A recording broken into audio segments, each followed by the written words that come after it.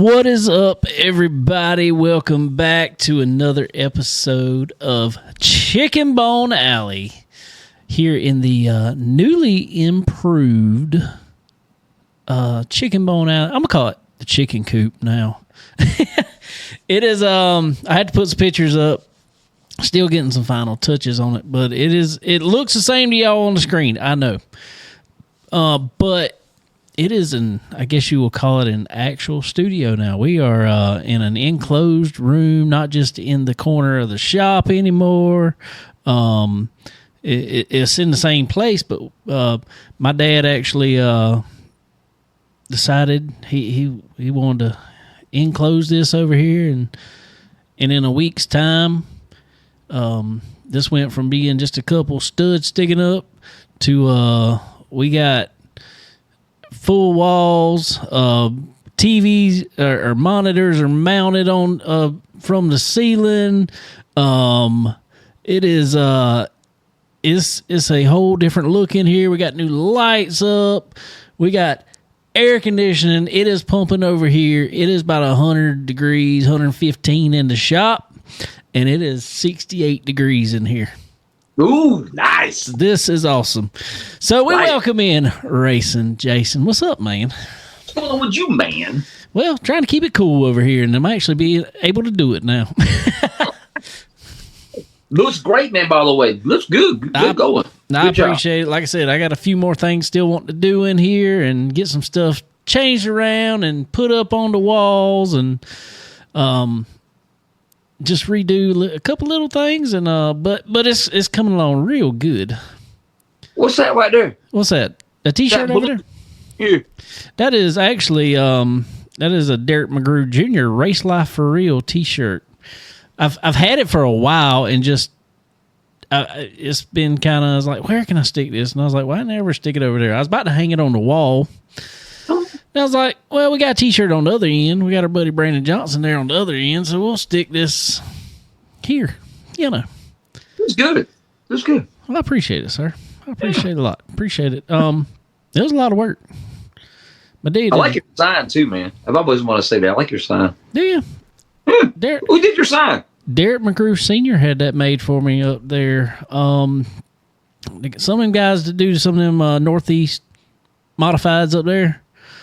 I'm watching them now. They started doing some sign work up there. I can't exactly remember. Oh god! But anyway, they made two of them for me. Actually, they made one that had lights on it. Then I got a one without lights on it. And it's actually outside the studio now, so it looks like. I told everybody before you walked back in while you was getting something to drink there. I said, I guess I'll have to call this the Chicken Bone Alley Chicken Coop now. Hey, Dave, I got a funny story to tell you, bro. I'm scared. Oh my God, it is absolutely hilarious. What you got? Me tell you now, or you want to wait? You can go ahead. Go ahead. We got time. All right. So Saturday night, we had that big rain delay at February. Yeah.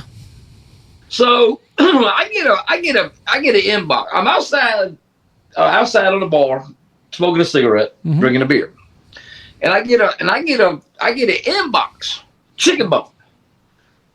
I thought it was you. I'm talking to this guy for 5 minutes, bro. I thought it was you the whole time. So, anyways, he said, "What's up, man?" I said, "Hey, Nug, what you doing?" "I'm watching February." I said, "Oh, okay. Well, you didn't race tonight?" "No, I didn't race tonight." "Oh, damn, okay. Here's my phone number." Well, we started talking for a few minutes. "Here's my phone number. Why don't you give me a call?" I said, "Well, I got your number." He said, "You do?" I said, "I've been had your phone number." He goes, "Oh." I said, "Well, send it to me again." So he sent it to me again. And I looked. I said, 616 area code. I said, "Where are you at?" He said, "I'm in Michigan." Oh, God. I said, "You're in Michigan? What are you doing in Michigan?" "I'm staying up here in Michigan." I said, "You're staying in Michigan? What did you go for the week?" I didn't say that. I was thinking, what did you do? You went for the weekend or something? I called the guy. And we were talking for a minute. Well, he didn't have no South Carolina accent. I promise you that. So it wasn't me. No, it was not you, Dave. It was a matter of fact, I forgot his name, but we'll just call him Bone Chickens. I told him straight up. I said, look, I'm gonna put you in contact on my phone, but I gotta put you as Bone Chickens. I thought you was Dave. And he thought that was the funniest thing he ever heard in his life. I thought I was talking to you the whole time. So what was he talking about? Just racing in general, PDC, Fairbury. You know, we were just talking about the race. We're like, yeah, you know, sucks. It's rained out. We're gonna get a road in. We're gonna go back racing here. It's gonna be late. You know, blah blah. Just talking. I thought I was talking to you, like me and you would talk. That's funny. That's funny. That's great. You know what? I might just screenshot you his profile picture too and send it to you because you would think it was you. I swear to God, you would think it was you. That's hilarious. All right, so let me tell you this. So did he hear you on this show or something? Is that how it happened? No, he just me tweeting late model racing and all that stuff. I was wondering if that's how Chicken Bone come up. But he's never talked to me. He's been following me for a long time. That's awesome. All right, I got one more for you. What you got? All right. So Drew, Michael downtown Michael Brown's tire guy. Yeah. All right. So I'm talking to Drew Saturday night too, waiting out the rain delay and stuff. And again, I was sitting outside smoking a cigarette at the bar, drinking a beer. This is a common occurrence. yeah. You feel it's a theme here. You feel that theme here. So so me and Drew, we've been on the phone talking like 10, 15 minutes. We're talking about some deep stuff, going back and forth. Not really racing, but just life. Yeah. And he said, "Hey man, what happened to Dirt Vision?" I said, "What?" He said, "Dirt Vision's gone." I said, "Dirt Vision's gone? What are you doing? What are you talking about? It's gone." He said, "Man, it's not on." I said, "Oh my God!" I put my cigarette down. I went in here and I'm going through everything. I mean, I'm looking through Dirt Vision. I'm looking through. Drew says, "Calm down, man. Calm down. We're gonna find it. Just calm down." I said, "I can't calm down. I even went to Dirt Zone on Dirt Vision. It's like the NFL red zone. Oh, yeah. Man, I'm going through everything. I was like, "Oh my God, I can't find it." He goes, "Calm down. It's on YouTube. It's on YouTube." I said, "It's on YouTube?" He said, "Yeah." And here I am going, and I'm going, "Okay, where's it at? Okay, all right, what am I going under? What am I going under? Go with a Dirt Vision." And I'm typing in, and I finally found it, bro. It was like, oh my God. Yeah, I about had a heart attack, bro. I thought it was gone. I thought we lost it. But here's what I was told what happened. So many people were tuned in to February, I guess because it was so late, and everybody's racing Rover sprint cars and all that stuff. We crashed aside. That happened to Flow Racing last year at Florence Motor Speedway for the South Carolina 400. That's the September race. The November race. Yep. November race. Because Dale Jr. was racing. I guess. I don't know. Come on, bro. That's why. I mean, I guess. Uh-oh. He's got something. I think I know what he's got. I'm waiting. Here we go. Oh, God. Hold on. Stay right there. There. I got something for you. All right. What you got? This is now hanging on the wall.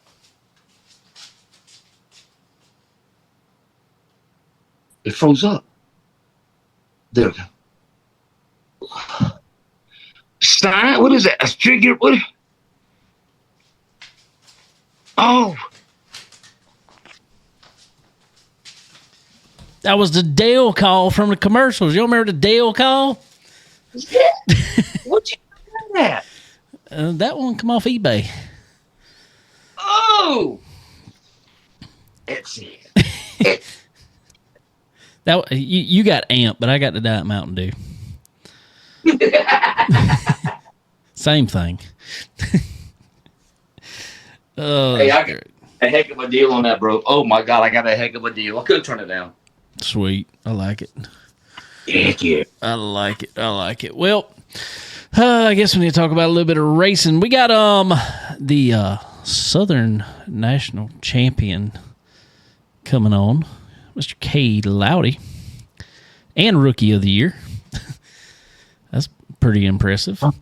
He'll be on here about 7:20. We weren't going to have our buddy Kevin Dedman on. He's got a bunch going on. He's trying to sell his house, so he's got a bunch going on. So we're probably going to get him on next week. So we'll have him here. We had him on for a minute, last week, unexpectedly. I'm just thinking, okay, when you said rookie of the year and champion, who else? Somebody else did that for Southern Nationals, didn't they? Was it Peyton Freeman? No. Yeah, it was. That's it. You got it. Yeah, it was. It was Southern All-Star. That's what it was. Southern All-Star. Southern All-Stars. Yep. Look at you, man. Look at you. Way to go, Jay. That was because we had Peyton on here about 3 or 4 times that year. Did you really? Yeah. Wow. Man, Peyton's struggling, bro. I wish he'd get back on the doggone winning streak here, bro. I do too. He I don't know what happened. He went with, he kind of, that had that little stint with GR. And whatever happened, and then he went back to his own ride, and ever since then, it's been a struggle for him. Hate that, man. I know because he had some Capitals, and then I think he switched from Capitals to Rockets. That's right. So I don't know what's going on there, man. I sure will be glad when he gets back to his winning ways. Man, what's up, brother? Do want to speak on around here this past week. There was supposed to be some racing action at Dillon Motor Speedway this past week, and they ended up canceling it because it was too daggone hot. It is dangerously hot. Go ahead, but then I've got a question to ask you, and I got a question to ask people out there, especially racers. Fayetteville, Canada Clash. Have you heard this? Canada Clash came Saturday at Fayetteville. Ooh, that was thunder. Oof. Due to the heat. Yep. They rescheduled it for the Saturday night of the World Finals. Yeah, I didn't understand that part. That didn't make sense. I understood rescheduling it, but I did not understand why would you schedule it on top of World Finals when a lot of those guys will try to go run Charlotte a lot of times.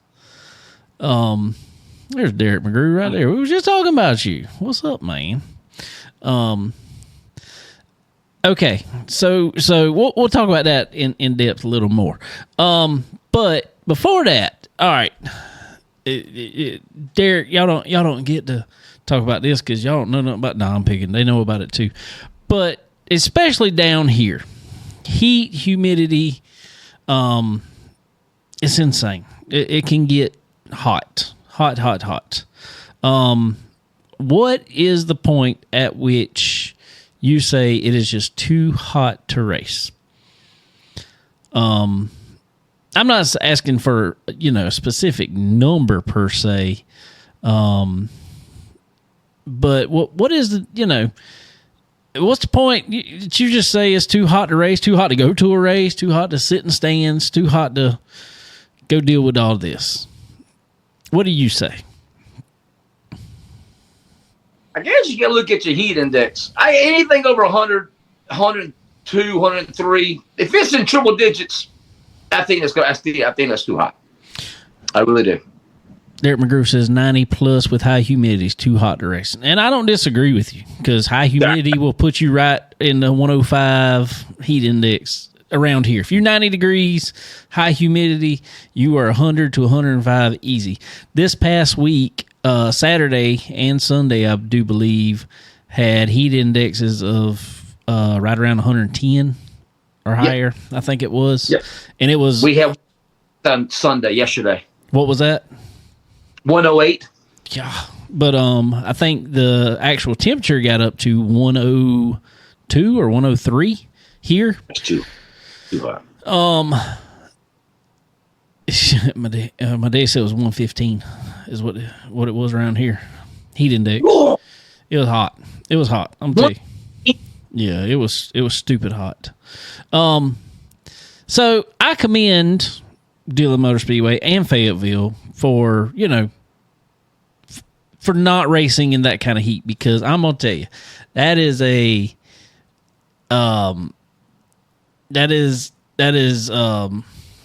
that's tough for one thing, but it's dangerous on top of that. Because I'm going to tell you, it's already, when it's wintertime, we get out the car pouring sweat because it's just so hot. Man, and I've said this, and some of my track owner friends may not agree with this by no means. What makes us around this area especially, why do we feel like we need to follow, let's say, like the NASCAR schedule? Why do we have to start racing in March-ish and then, we run all the way to November? Why do we have to do that? Why can't we? All right, I don't know when exactly you want to say start it, but why can't we race essentially all winter long? Our average winter around here, we're still mid-50s to 60 degrees. Mild. We have some cold days here and there, but it's not very common for us to have crazy cold. Cold months. Yeah, we don't have that. We don't. Mm-mm. Right. So why can't we race, like I said, all winter long? Let's go, take a couple weeks off or take a few weeks off around Christmas. We already have the bash at Dillon for New Year's, so we're already there anyway, and all that. And then we race up to Memorial Day, and we take off from Memorial Day to Labor Day. Why can't we do that? That would give us June, July, and August off down here, and that is the 3 most dangerous months for heat in South Carolina, at least. And give your teams breaks. You can, work on the car in. You can go on vacation. Kids are out of school. Stuff like that. I don't see why that can't work for local racers. Yeah, we don't have to go with the NASCAR schedule. I don't see why we do.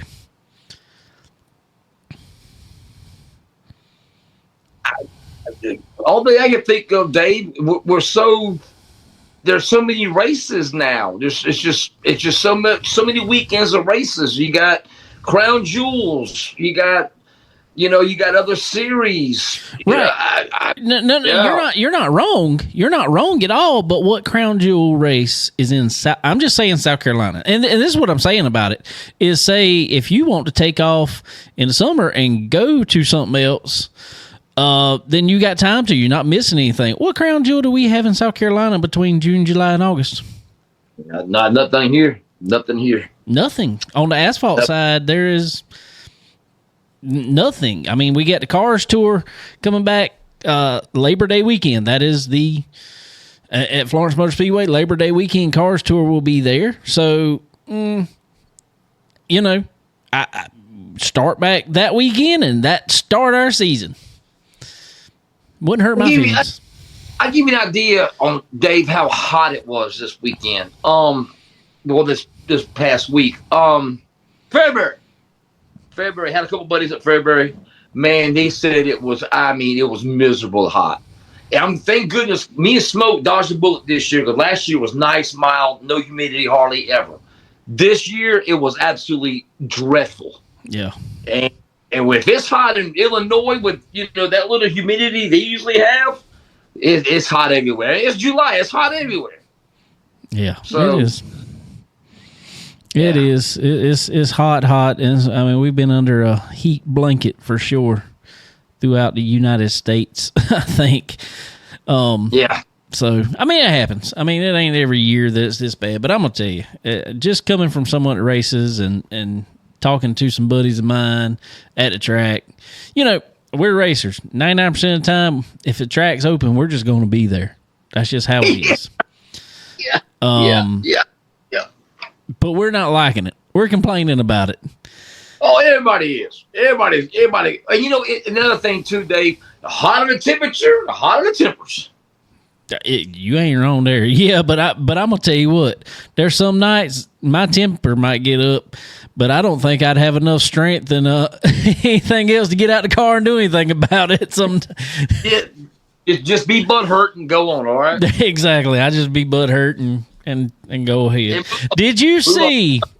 And I'm trying to remember what the name of the track was. Oh, and I cannot remember it right now. Farmington something, the modified race. They told them no fighting at the track, but if you're gonna fight on the front stretch, and we'll give you $50 extra. Well, dude jumped out of his car. He got wrecked. Jumped out of his car, and they're trying to hold him because he's going. He said, and he finally takes his helmet off and looks at him. He said, "I'm going to the front stretch. Give me my $50." And walks up there, and was that? He got laid out. That dude got he laid did out. get laid out. Hey, but I give it to him. Both of them got out there on the front stretch, and the track officials waited for him. And all of a sudden, when they went down, that's when they broke it up. Look all over. I could not. Where is Farmington now? What was that at? I couldn't find. The only Farmington I know was in Jersey. That's where the trucks used to race at back in, when NASCAR was NASCAR. I thought there was one in Indiana or something like that. I could be wrong. I could be wrong. I could be wrong on that. You might be right too. I don't know. I couldn't find it. I have no idea what was that. Boo posted that. Yeah, Boo Carlisle. He posted it up. Shout out, Boo.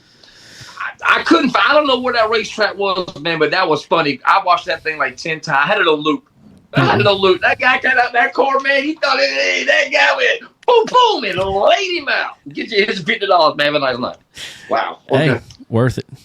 It worked. Hey, it worked. It's better than tearing up junk in somebody else's car. Don't you think? Well, apparently already had. I mean, after the fact. After the fact. You are correct. It is better than doing that after the fact. I like it. I know there's probably some insurance liability that comes along with that, but I like it. Don't get crews involved. Don't get all that. Don't get people tussling around in the pits, because then all kind of craziness happens. We've seen all that before. Get the two drivers out there on the front stretch. Let them go. Hockey rules. When somebody goes down, break it up. Here's my biggest question, though, Dave. Let's say you get into an altercation with a 13-year-old kid, because it's getting younger and younger and younger right now in super late model racing and crates, especially crates. What do you do then? How do you go to does the father take up with a kid? I never figured that out. It completely it completely depends on the dad, because there are some that will look at, and you can't go obviously fight them. I mean, you're not going to do that. But there are some that say, hey, if he drove wrong, go tell him about it. Go help him improve. And that's the ones that are good. Now, there's some that just will, they do no wrong and blah, blah, blah, blah, blah. And then dads want to fight about it and stuff like that too. I mean, that happens too. So I don't know. McGrew, what'd you do when Junior? I know Junior don't ever get in it with nobody, but I know somebody at some point had to get Little Will. What'd you do before for this past few weeks when he became a legal adult? Everybody's thought he was been older than he is for years, and he finally turned 18 the other day. Well, really? Okay, cool. Okay, happy birthday. Happy birthday. How about exactly. Hopefully he's still on here. I don't know if he's still on here or not, but if he is, then maybe he can tell us. But I don't know.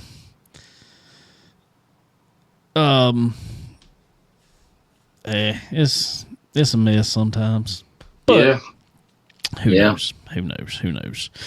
So Anyway, before we get into any other action, I do want to let's go ahead over to NASCAR stuff real quick, because that was kind of quick this week. That's kind of all that was going on asphalt wise for the most part. Saturday at Indianapolis,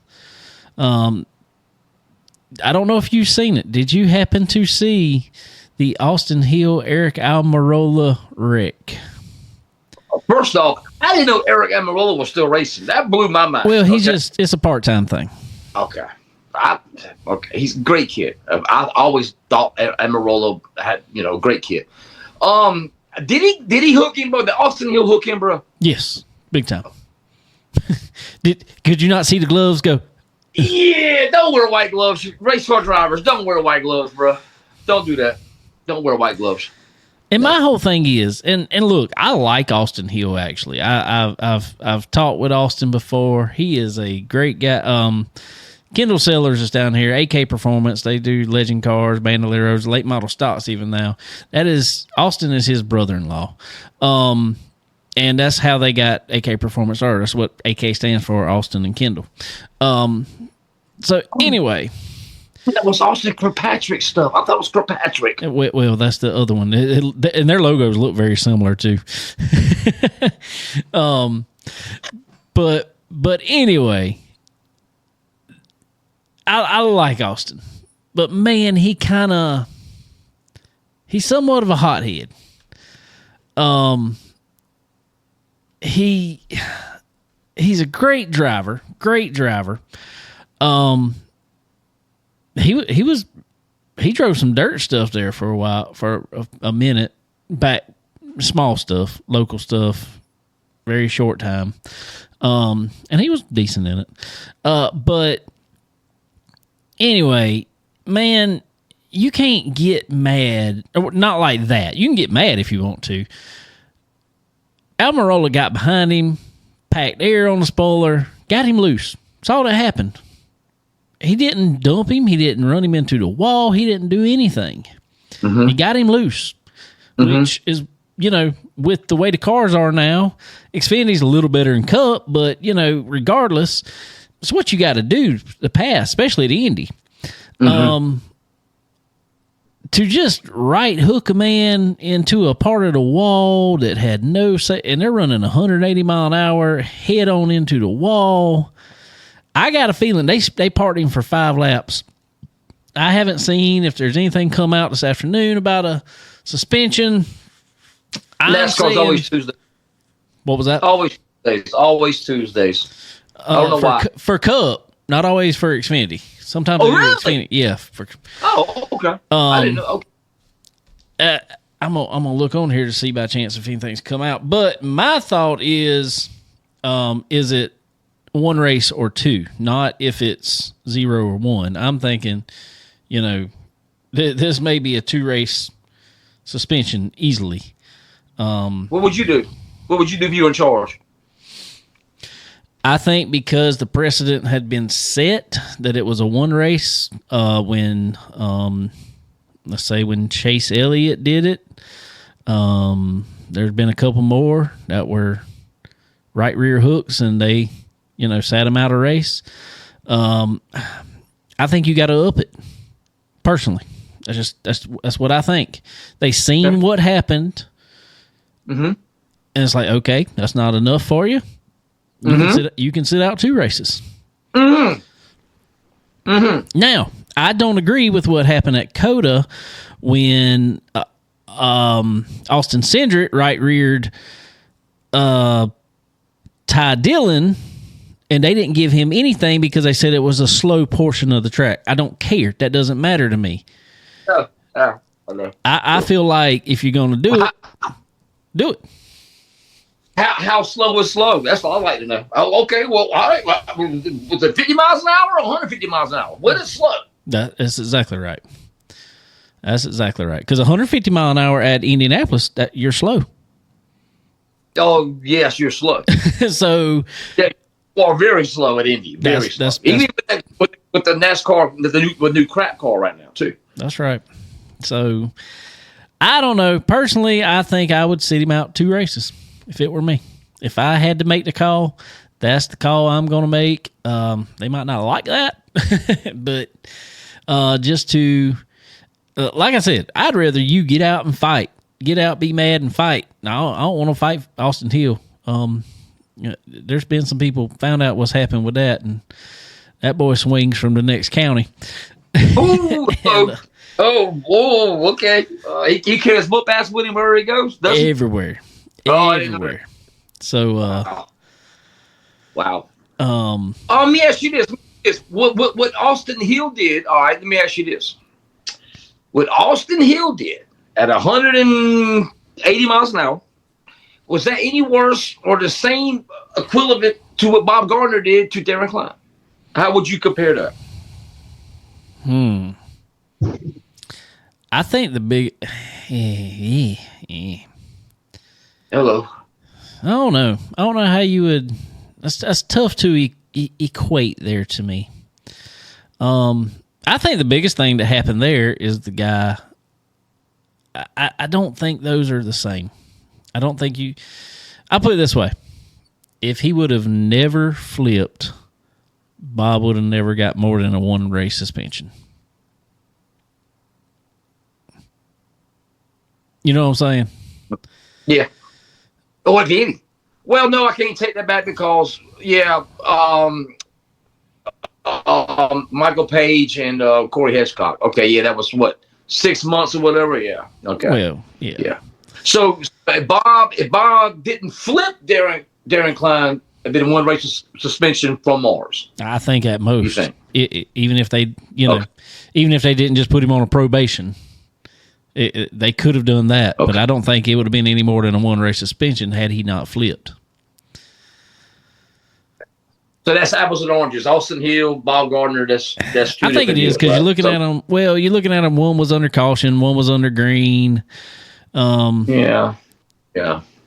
Now, Carson Hocevar. Show him your shirt. Get your shirt up in front there. There you go. Boom. Get in two, baby. Let's go. We're going to Atlanta. Pack your bags, baby. Let's go. That's right. I don't know. But what was I saying there? Hocevar. Oh, yeah. Hocevar did it under caution. And he got Did he get suspended for a week? Think so. I think he did. Race. I think he did. So that would be more closer to apples and oranges, or apples and apples, I guess you would say. And they did suspend for a week for just doing it under caution. Was that what race was that? You know? I want to say it was a road course, but no, it wasn't a road course. Was it St. Louis? Gateway? Gateway? Yeah, I want to say it was Gateway. Yeah, Gateway. Okay, I had to do it, bro. Sorry, Gateway. I had to do it. The other one. The other Gateway. Okay, my bad. Okay. He tried to run that Gateway too. Yeah, it didn't work out too good, has it? No. We ain't seen Bowman. We ain't seen Bowman back in the late model since the what was it, one lap and a hot laps at the Taz? Was it last year or 2 years ago when Boyd was juiced up? Remember that? Yeah. Was that a Flow Night Racing in America night? Oh yeah. My God. Boyd was he was feeling good. Oh yeah. I'm remember somebody else dropped the flag? What's that? The flagman dropped the flag. Oh yeah. He did drop the flag. Oh God. The funniest thing ever. Oh my God. Bad. I tell you somebody else I wish would get back in a dirt late model, and that's I swear he drove better and raced better in everything when he was doing stuff like that, and that is Chase Elliott. Love to see it. He was love to see it. I got to talk to him a little bit at Bristol when he was doing that, and he didn't look bad in the car. I'll put it that way. I mean, he looked like he was fresh in it, but he didn't look bad in it per se. Not like some guys. No. Like I hate to say no name, but Montoya. Oh yeah, Montoya had no clue what he was doing. Prelude, yeah. What's that? Ron Capps. Ron, Yeah, they had Ron Capps struggled. Yeah, over the head. Yeah. Struggled. At least the salesies decided to go dirt. It might be sprint cars, but they decided to get off that straight line. I'll never forget Montoya. He said, "Wow, I didn't know they raced on dirt. This is gonna be this." He said, "I'm out of my element, but I didn't know we raced on dirt." Oh my God, I thought that was funny. Who won that last Prelude when he was in it? Tony. Wasn't Tony? Was it Tony? I figured, yeah. Tony won didn't Tony win the first one and the last one? I think so. I think that sounds about right. Man, I wish that would come back. I'm hearing rumblings. We'll see. Because I'm going to tell you, don't know yet. I think now that would be a good race. Oh, it'd be big. Oh, can you imagine? This happened 15 years ago, right? We had it HBO. I remember I paid like $50. At least. If not longer than that. Longer than that. Do you know how big this thing could be, bro? Dude, it'd be huge. It'd be huge. Imagine the race between, let's say, Larson, Kyle Busch, even Chase Elliott. I think it would be in there. Who else? Who else right now? Tony. Who's that? Tony. You think he'd get back in one for something like that? Oh, man. Well, I'm saying if you just had to put current NASCAR drivers in it. Current NASCAR drivers? Austin Dillon. Austin Dillon would not be bad at all. Ty Dillon would not be bad. Alex Bowman might look okay in it. Who knows? I don't think he likes dirt no more after he one lap on the hot laps at the task, man. That's all we needed to see. I know, but I did see some tests from him, and he didn't look terrible in it. I'm gonna tell you, the boy could drive a sprint car, but yeah, oof, yeah, yep. Let's see. I'm trying to think who else. Who else would jump up there? Reddick. Reddick, yeah, Reddick. I love to see Reddick get that bug in him. Oh yes. What about Holler? Let's go start a team up. I don't know why Reddick ain't started a team up. I don't know. I think there's a lot going on there right now. Speaking of, we can talk about that. How about this week, since Bubba Wallace goes out and wins 2311 as a quote unquote unchartered team right now? What you think about it? Wow. Hello. In NASCAR, who's your daddy? I mean, I don't know. I'm just saying. Wow, that's pretty big. I'm gonna tell you. It's like Bloomquist failing the droop, going back behind go fixing it and coming back and try it now. Yeah, but I'm gonna tell you, I personally think a lot of people are like, "Oh, NASCAR's hating that. NASCAR's hating seeing them do that. Blah, all that." And I'm sitting there like, "Nope, NASCAR's loving it because and I have a completely opposite opinion. It does nothing but help their case. It does nothing but say, okay, look, see, they're unchartered and they're competitive. Uncharted, they're not losing anything. Uncharted teams can come out and be competitive. They didn't sign a charter agreement. They don't need it to be competitive." Ooh, outside the box, like that. Mm-hmm. Well, see, there was some news kind of flew by. I think we mentioned it on here. NASCAR announced that they would expand the field essentially, the 40 cars, essentially making it so 2311 would never miss a race, and Front Row for that matter. They're not talking much. They keep talking about 2311, but everybody forgets Front Row is in this too. I'm just curious. Do they have 40 cars now? That's exactly it. No, they don't. Okay. That's what they're saying is they can expand it to 40 cars, pretty much ensuring that they would never miss a race. I remember, 45, 50 teams used to try to qualify for the Brickyard. How many attempted to take time this past weekend? Do you know? No, they didn't send anybody. They didn't send anybody home. We'll put it that way. 30. There was probably 35, 36. God, times have changed, ain't it? The only race they've sent people home from 2 races this year, and that's been it. And that was one was Daytona, and one was, I can't remember what the other one was. But it was one car. That is wild, man. Who would have thought that, bro? Also, a little bit of news on there. Heard today, NASCAR was looking at, and they're still in talks. We got to talk about this a little bit. And Mark Martin even got in on this. They have what they call a playoff committee in NASCAR. And that playoff committee, because they're looking at changing the playoffs. They want to change the playoffs, I think. That's what it sounds like. They want to change the playoffs. Fans are tired of the biggest thing fans are tired of is the one race. Lucas tried that, and it lasted them 1 year, and they heard the fans enough that it's like, okay, let's do that 3 races. Isn't that right? Isn't that what Lucas does now? Is 3 races? 3 race. Yep.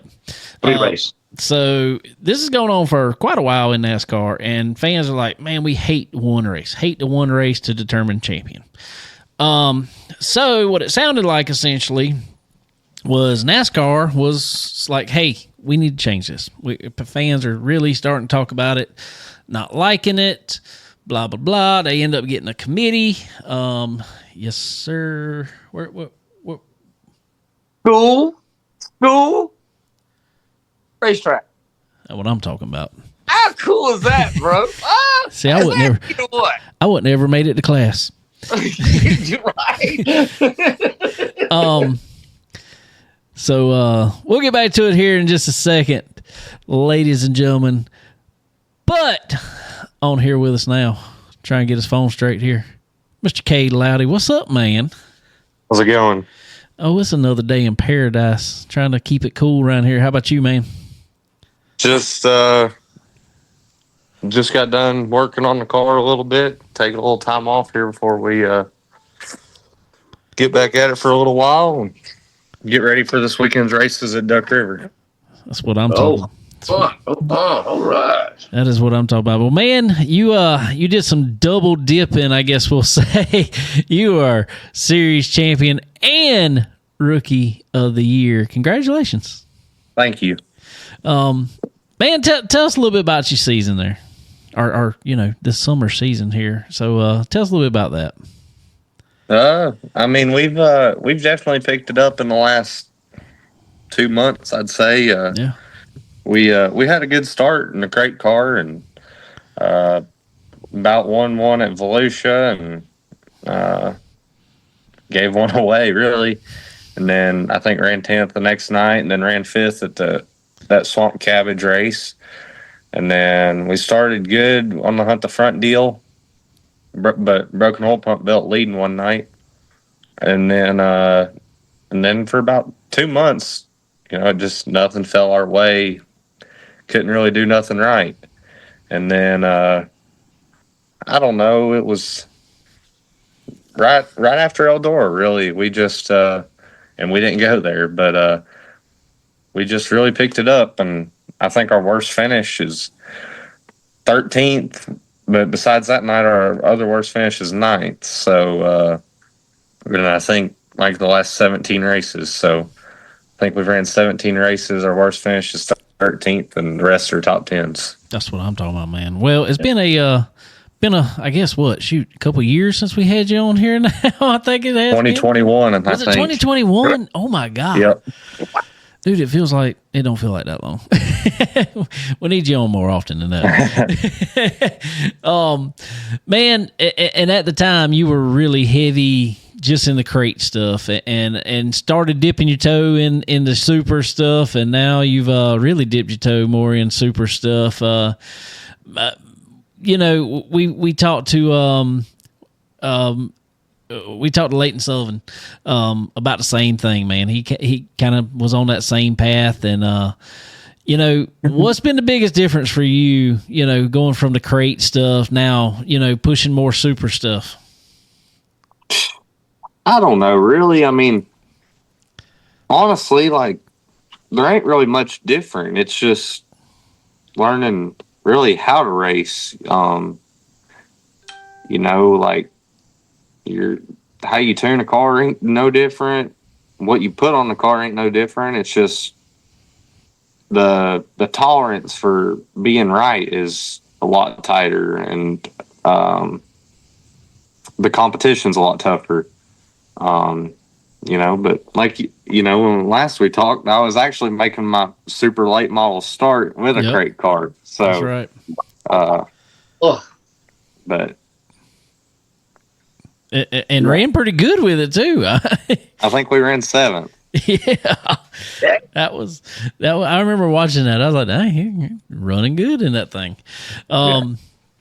So, man, tell us about this Southern National Series that you've had this year. Obviously, you have brought home the Rookie of the Year and the championship there. You know, how'd you feel about it? You know, how would you summarize? You know, you said it's picked up these past couple months, but how would you summarize that whole series? You know, how stressful is that one to you? Honestly, it wasn't. Like those first 4 nights, I run good at Beckley and Whistle and Bulls Gap and I-75 are right around the house, and we were like, we'll just go to these 4 just because we like them. And we went, and then after I-75, we're like, I think we're second in the points. Yeah. And we're like, kind of hard to not go the rest of them. And we talked about it for about 30 minutes and drove from I-75 all the way through the night back to the shop and Cowpens here. And, you know, when we didn't get back till about 6 in the morning, and I went home and slept. And when I got here, they had the car washed and started maintenance in it. And we got everything ready to go for those next 3 nights, and you know, we just kept plugging away at it, and didn't really. I ain't won one, but I guess I ain't figured out how to win one yet. But I've had them taken away though. But I just knew that if we were consistent and just stayed right there, that it'd be close. And you know, we were definitely the most consistent car in the whole deal. For sure. And that's what I was really getting at, is like, man, you were Mr. Consistency for sure. And the way I always see it, and the way I tell everybody, is like, man, if you stay that consistent long enough, the wins are going to come. I mean, it is inevitable that, you know, because we all know in any type of professional racing, as you're doing here, there's quite a few guys that can go out and win many nights, and I'll put you in that group. It's just every little thing has to fall perfect. But when you can stay consistent like that, I feel like wins are going to be coming your way, man. Yeah, I sure hope so. You know, like at Sugar Creek, I really felt like I had one there, and I don't know how to say this. These lovely tires we had one delaminate on us, and that really cost us that night. And then Beckley was really just a game of attrition, and Tazewell was really a game of attrition, and you know, I really thought that after I got turned there about lap 15, I was like, well, this deal's over. And then, you know, they had that wreck and Jimmy flipped, but you know, after that red, you know, they just told me to be smart and just finish. And about 15 to go, I was just riding, and I was like, damn, I got to go for it now. So I got close, and then got to a lap car, and he killed my line. Then we got to another one, and they really killed my line. I think me and Mike were really side by side and getting into one, and then lap cars basically stopped off of two, and it felt like he had stopped. He probably wasn't. I think me and Mike were really the only two at speed on the racetrack, but the speed difference was too much for me to make back up in the last 5 or 6 laps, whatever it was. Me and Jason's talked about Tazewell there a couple times. Is that track other? If you got a bunch of speed difference, obviously, but that track seems like it can be tough to pass on at times. In that condition, it is. But if normal Tazewell, you can throw bombs and slide or die, as some of them like to say, and you can. You can race pretty good there if it's right. That's right. All right, let's talk about tires a little bit since you brought it up there.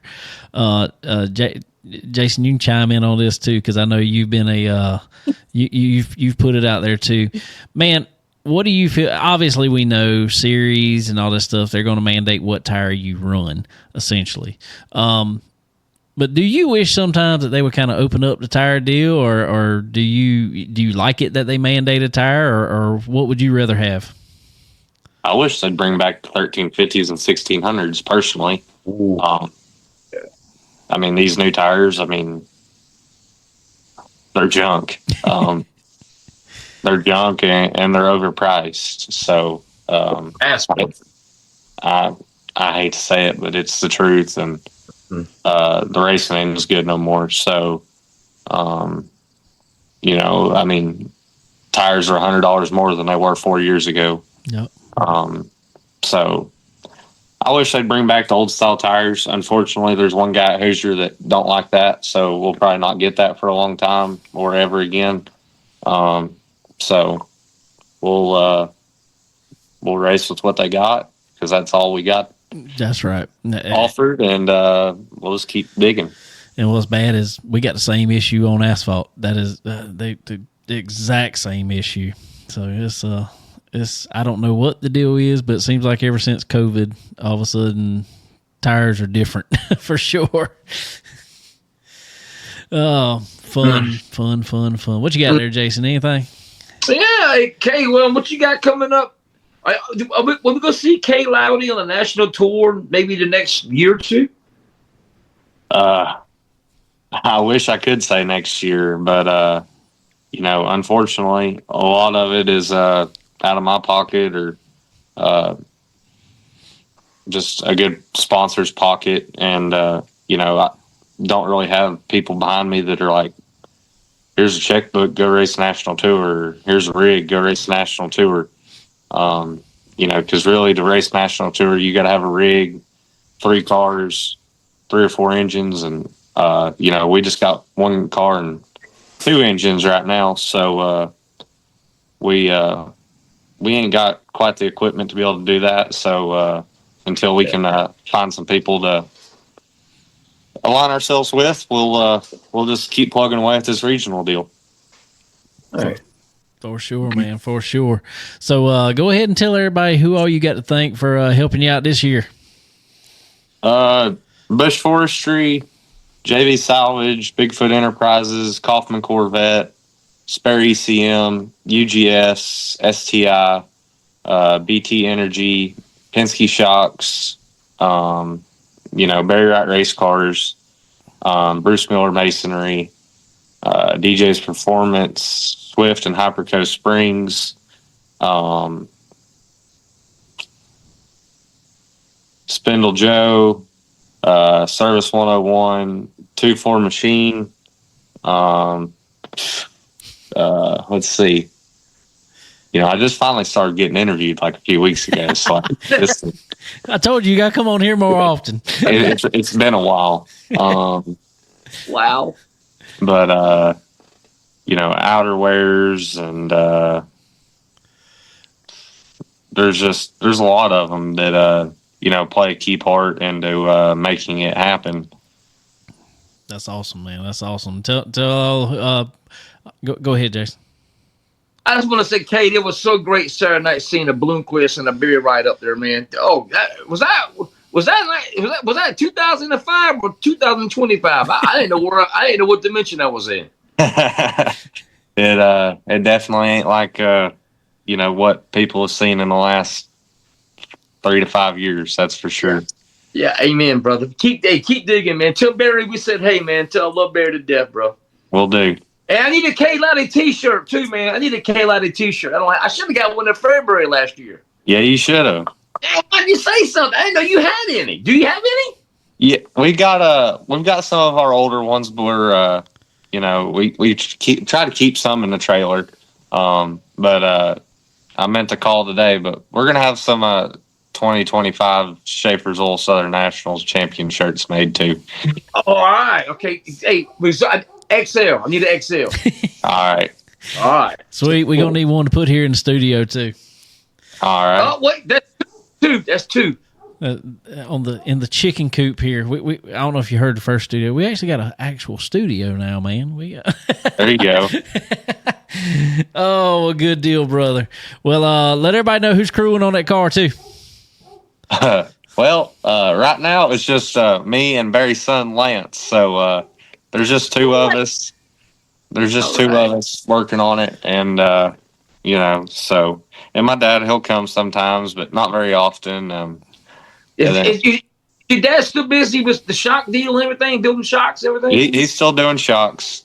Yeah, good deal. I need something to go in a 2010 Impala. He's on shocks and on Facebook.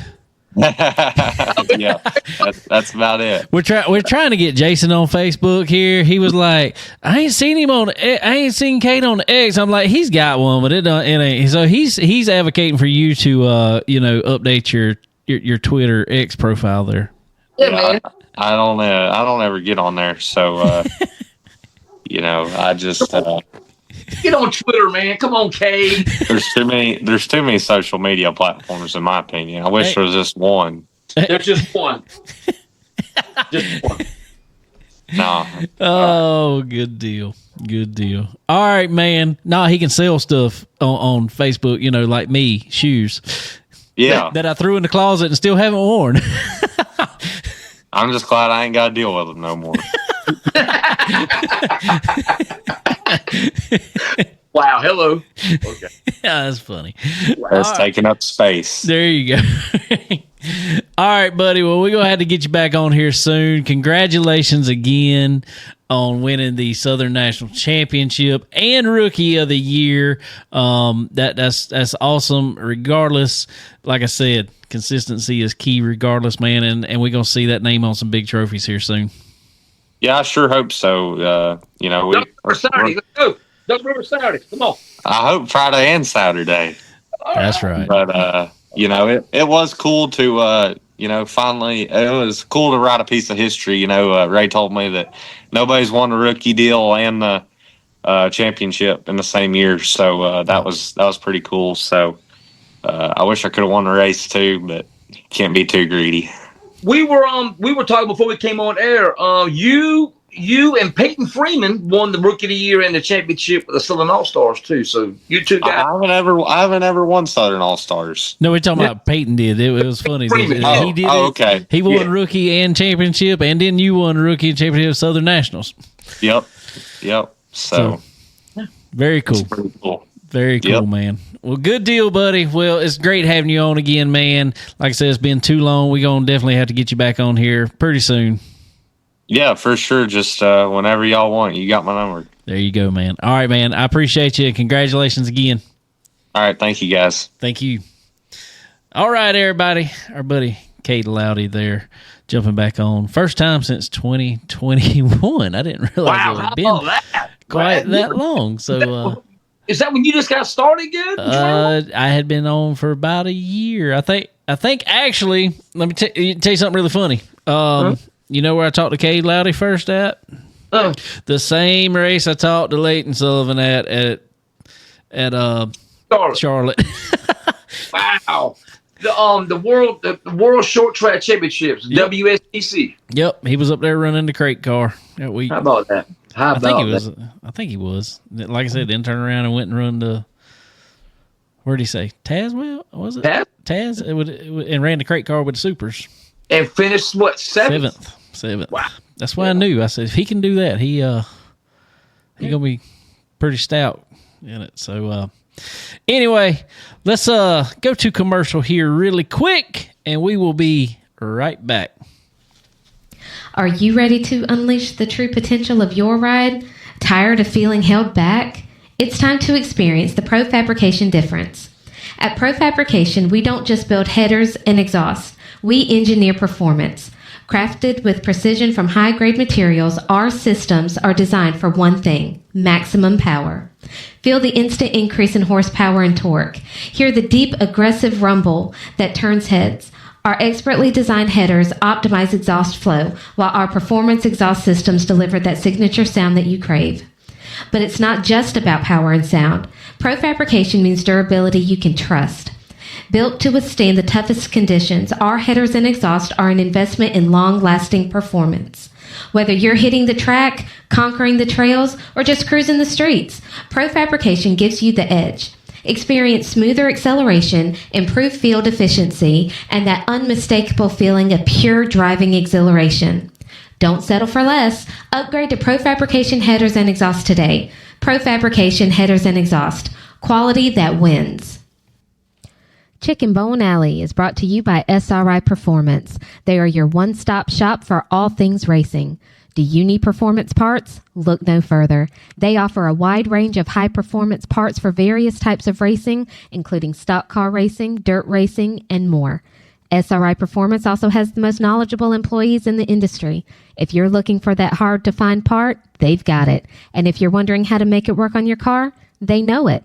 Check them out online at www.sriperformance.com. And when you do, don't forget to use the promo code CBONE10.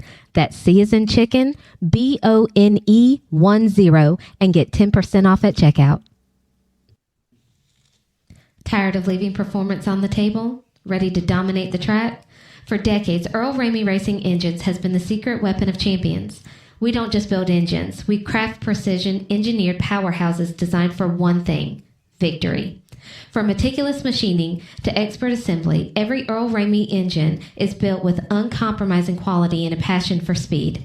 We understand the demands of racing, and we deliver the reliability and raw power you need to cross the finish line first. Whether you're tearing up the asphalt or conquering the dirt, Earl Ramey Racing Engines provides the competitive edge you've been searching for. Don't just race, conquer. Contact Earl Ramey Racing Engines today and let us build your winning machine.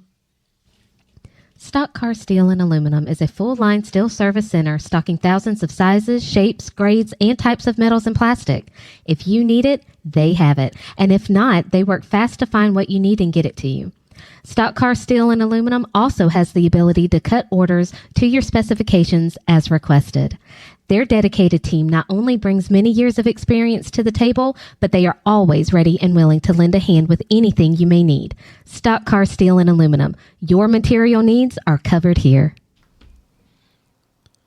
All right, ladies and gentlemen, also want to give a big shout out to our buddy Skylar Whitfield. I think Skylar was I think it was last night, maybe the night before. I can't remember. But he was at a Willie Nelson concert. Man, I don't want to go to a Willie Nelson concert. What was that at? I don't even know. That's why I was Wow. just like, man. I'll get a contact. I think everybody probably did. It just radiates off him. So anyway, everybody, but go check out our buddy Skylar Whitfield at skylarwhitfield.live. Short week for him this week. Actually, take a little time off in this heat. That's probably a good thing, because I know a lot of times he plays outside on some, Porches, yeah. At a lot of these restaurants and stuff, they have outdoor stages and stuff, and that's where they have him a lot of times. So probably a good week for it. But anyway, this week, August the 2nd, he will be at Flip Flops Bar and Grill there in Myrtle Beach. And on the 4th, he'll be at Riptides in Myrtle Beach.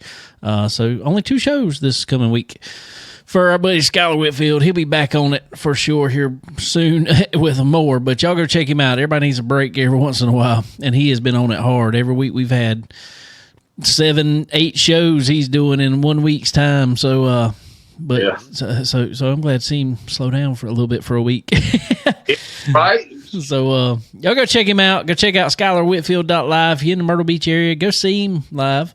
But also check out his music on Apple Music, on Spotify, all those fun streaming sites. All the ones that we're on, he's on too. So y'all go check him out. We greatly appreciate it for sure. All right, man. Want to finish up. I think we appreciate Kaede Loudy coming on after winning his championship and Rookie of the Year. Congratulations to him again. I think we need to finish up the little bit of NASCAR. Or no, we were talking about the Prelude. Bring the Prelude back. That's what we were talking about there. And who could be good in it. Yeah, and you had just said Tyler Reddick. Dude, I'm telling you, that would be a good race now. Maybe get that bug in him. Want to get back on dirt, huh? I'd love to see it in a lot of them, man. That'd be great. I wish, personally. Okay. Call me crazy. This would be cool just all the way around. Let's call it either a World Racing Championship or a American Racing Championship. Let's have a series. Get this. That not only runs asphalt, but it will turn around and run dirt and do these in different type cars too. Not trying to put one car on every surface. Put the guys in a cup car, turn around, put them in a dirt late model, turn around, put them in a rally car of sorts, turn around, put them in a road race car of sorts, and let's see who the actual best driver is. Drag race, all that. Yes, sir. What happened to SRS? I don't know. I'd love to tell you, but I don't know. Did you like that? Did you watch a lot of that? I did. I watched a lot of that. I tried to. Yeah, when I was able to, I watched it. I think NASCAR didn't like it. NASCAR did not like it. They flat out did not like it. Why? Don't know. They went and told drivers that they weren't allowed to run at certain tracks and everything else on it.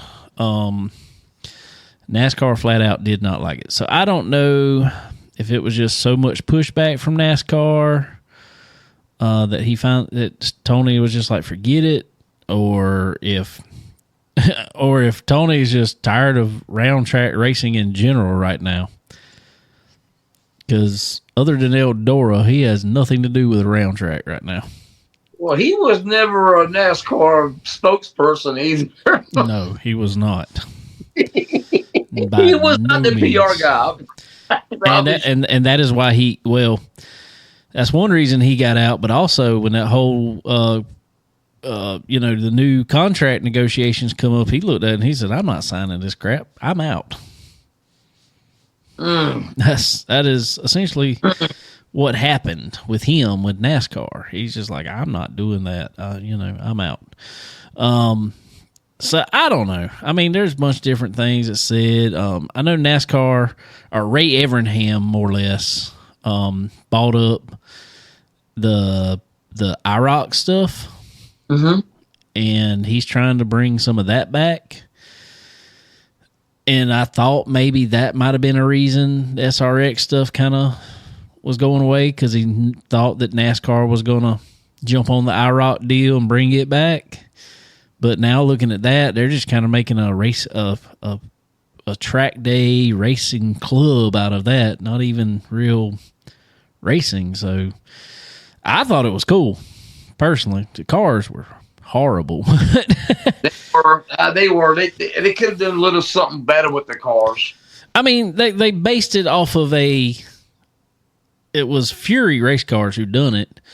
And they essentially based it off a super late model. Put a taller spoiler on it. Yeah, taller sport, but taller cage in it and everything else. The noses were about like a super late model. Yep.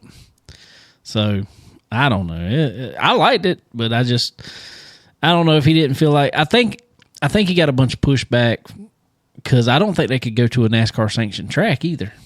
They could not do that. Yeah. So there's so many, and it stinks because now you look at it, there's a bunch of short tracks, especially that have moved away from NASCAR sanctions, just like Florence Motor Speedway over here. Bunch of tracks have moved away from NASCAR sanctioning now, but it's kind of too late.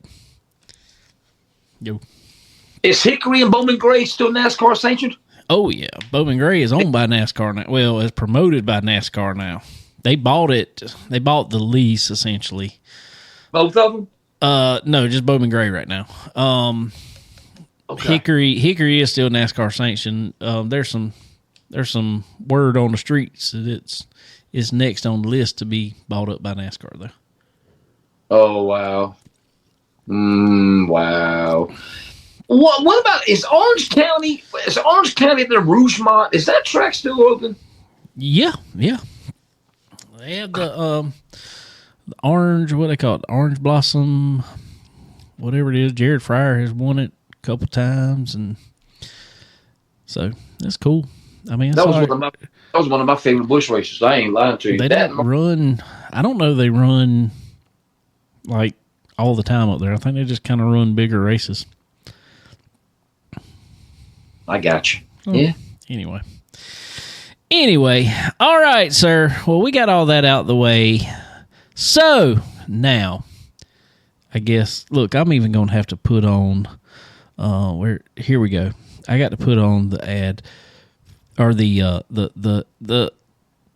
inlay here. We're going with The Dirt with Racing Jason, so he can talk about his favorite race of the year.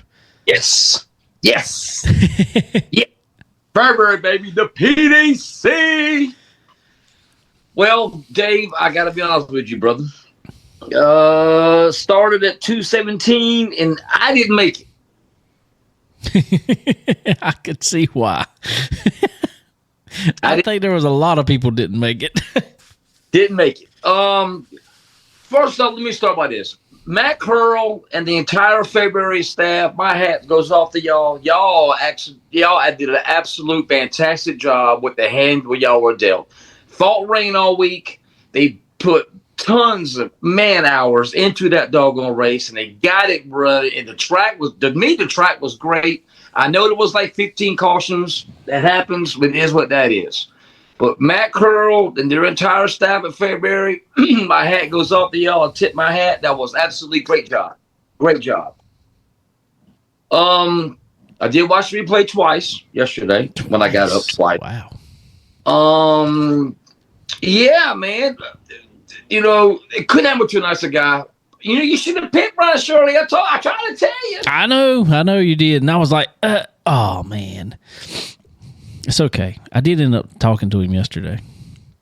Oh, you did? I did. I got 5 people buying T-shirts on X. I thought that was thank y'all for buying T-shirts. And he did. For Brian to help out the cause with his wife, Shannon. She's going through a hard time right now.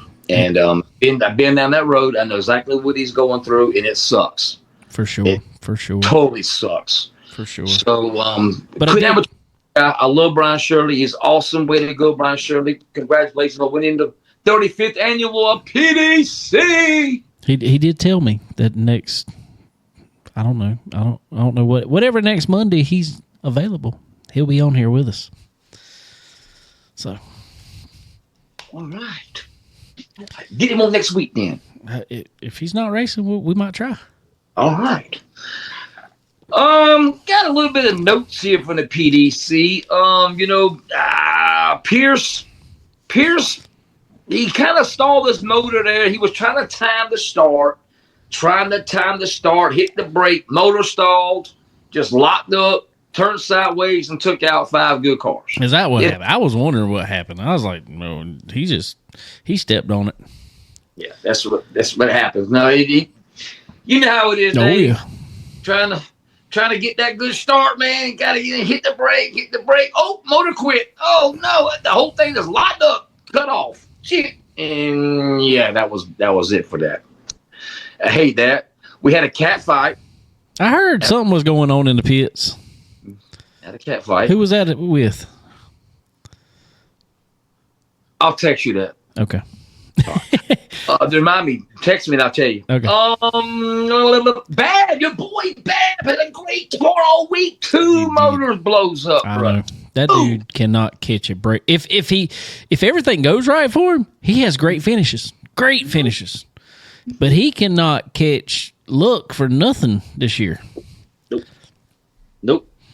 He's having the same luck right now Brian Shirley had beginning of the year. Yep. For sure. He had a good car. Ryan Unzicker, he won the non-qualifiers race. That was a good race too. That was a good race. Yeah, hey, you going to race or you going to take the 3,500? Well, I thought he was going to take the money and run. Well, money's good. My guys need a break, but held that check up and ripped that check in half. I wanted the PDC. Wow. I mean, I get it, but I'm gonna tell you what, that is one track, and trust me, I'd want to. I mean, if you got sponsors paying for it, hey, go for it. I get it, but I'm gonna tell you what, if I'm at one track and I have to start at the back, I'm gonna be like, that's a tough one. Start 48th on a quarter-mile track. Yeah, that's a tough one there. If we talking Eldora, heck yeah, I'm all in. I can, whatever. But we on a quarter-mile bull ring that you literally have to just drive it to Jesus to pass anybody. You got to throw it down there by Chicago. The very bottom down there. Oh man, I'm telling you, bro. Wow, what a race it was, though, man. It ended at 4:52 our time. Jeez, what's your thoughts on that though? I know it's great they got it in. Knowing the guys. I mean, they had 2 options. It was either wait and run it or cancel because, I know everybody likes to. And dirt don't do it as much as asphalt. Asphalt is like, hey, we might can run it tomorrow. It's like, okay, we might can, if it's a big race, some sort of big race. Dirt, that don't happen too much with. They will cancel in a heartbeat. Yes, and I think that's because of all the travel. Because just like tonight, World Outlaws is in Weedsport, New York. Mm-hmm. That is not a hop, skip, and a jump from Fairbury by no means. Mm-hmm. Wilmot. Yeah. Wilmot. Oh, is that what it is? Yeah, Wilmot. My bad. My bad. Close. Close. Dave, let me ask you this, Dave. Now, back me up on this. I know you can back me up on this. Dave, if the weather, if it was calling for rain all week, bro, would they erase this race down here? I don't think so. Come on, bro. You know darn well no. That's a flat. I don't think so. See that's what we do around here a lot of times. It's like, if they call them for rain, it's like we ain't even running the first day. It's just cancel the whole thing. Yeah, exactly. Our track owners and promoters down here were looking at the dog on radar Tuesday. Okay, Tuesday, and we said, "Oh no, we're canceling." They wouldn't even try. Come on, man. They wouldn't even try. No. But like you said earlier, we're getting races down here canceled because of heat, which I do get it. But we're talking about rain, and they wouldn't even put the effort in. That's what makes it so sad. What's bad about it is rain, especially in the summertime at a dirt track, is not necessarily a bad thing. As long as your infield can handle it. Yes. Race. Racing. It'd make better racing. As long as your infield and your pits can handle it, because I'm going to tell you what, I don't know. That is the one thing I've got against Cherokee. Why will they not do something about them pits, the outside pit especially? because if it rains just a little bit, that is the biggest mud hole I've ever seen in my life. Well, Dave, they got the gravel down. I mean, I don't care. It was there when and it is like a swimming pool in between the gravel. When's last time be the Cherokee? Let me ask you this. It's been a few years. They got what I think they got, bro, is like old roads. Okay. Up and you know where hey, wait, look over here. Put a big pile up. We're smoothing out, putting. Okay, well maybe it's better now. Bro, it kills your feet, man. I'm telling you. I'll talk about ankle breakers. This big. That's one place I don't get. I'm like, come on, guys, let's. It'll hold moisture now, though. Oh man. We were driving through there, and Chris Ferguson saw us, and he's like, "Hey, hold on!" and comes and jumps on the step rail of the truck so we could drive him through there, so he didn't have to walk through the mud. Ultimate last year when the monsoon hit. Yep. My buddy Sniper gave Steve Francis a ride back to his doggone track because the pits are a long way from the grandstand. But yeah, that was pretty doggone funny. Yeah. But you know doggone well, Dave. They would have looked at the doggone radar down here that Tuesday, Wednesday, and said, "No, we're not doing this. They about to go home." They would come on. They wouldn't even try. So you saying it's a good thing to finish up racing at 4:00 in the morning Eastern? Oh, if you're there, yeah. If you're at the house, you're sitting there fighting sleep. If I'm there, I'm pumped. I'm at February. Let's go. Come on, man. Yes. And what is surprising me, because I went back and watched highlights and stuff from it. I didn't get to watch the whole race. I watched highlights and stuff. I'm sitting there. I'm like, wow, it's that late. There are still people in the stands. Packed. Backstretch was packed. Yeah. Yeah. Let me tell you this real quick too. So, let's see what night this was. Thursday night. No, Friday night. Coach was at Kelly Carlton's camper. Friday night, 11:08 their time. It started drizzling. So Kelly said, "Hey, you need to take you back on the golf cart?" "No, Coach said, no, man, I'm good. No problem." So Coach got to the campsite and everything, and it was rated harder then. So we sat in this truck. All of a sudden, Dave, about 10 minutes later, a wind picked up 40 miles an hour, went right through his tent, ripped the whole door off through his tent. Dang. All his stuff, clothes, bedding, everything got wet. Canopy, his 10 by 10 canopy, got picked up, thrown across the fence on his brand new 2025 Toyota Tundra. Dang. Wow. So him and Slammy, they were parked next to each other. They had the windows down before it really started raining. It was the talk and everything. They packed up and left. They didn't walk. They didn't stay Saturday. They left. They hauled boogie. Slammy had an 8-hour ride. Coach had a 4.5-hour ride. Oh wow. They didn't stay for Saturday. They left. So you talked to him since? Yeah. He regretted it. I talked to him Saturday afternoon ish, late evening. Kind of regretted it, but he made the best move because hey, he had no place to sleep. This tent was gone. I mean, it's in shreds. There's always sleeping in the brand new truck. Just saying. Yeah. He tried that. He said he had a Charlie horse so bad in the rain, he had to get out and stretch. You get one of those. Yeah, the rain. That is one of them times. It's like, you know what? I should go home. Yeah. So he made an executive decision. Exactly. Cool. But like I said, I'm gonna say it one more time. I've been saying it on Twitter. I don't know how many times. Hats off to Matt Curl and the whole entire February staff for getting that race in. That was absolutely fantastic. Great job. Okay, Dave. Yo. Dave. Yo. East Alabama had a non-sanctioned race this Saturday night. 10,000 to win. How many cars showed up, you think? Knowing how many were at Fairbury.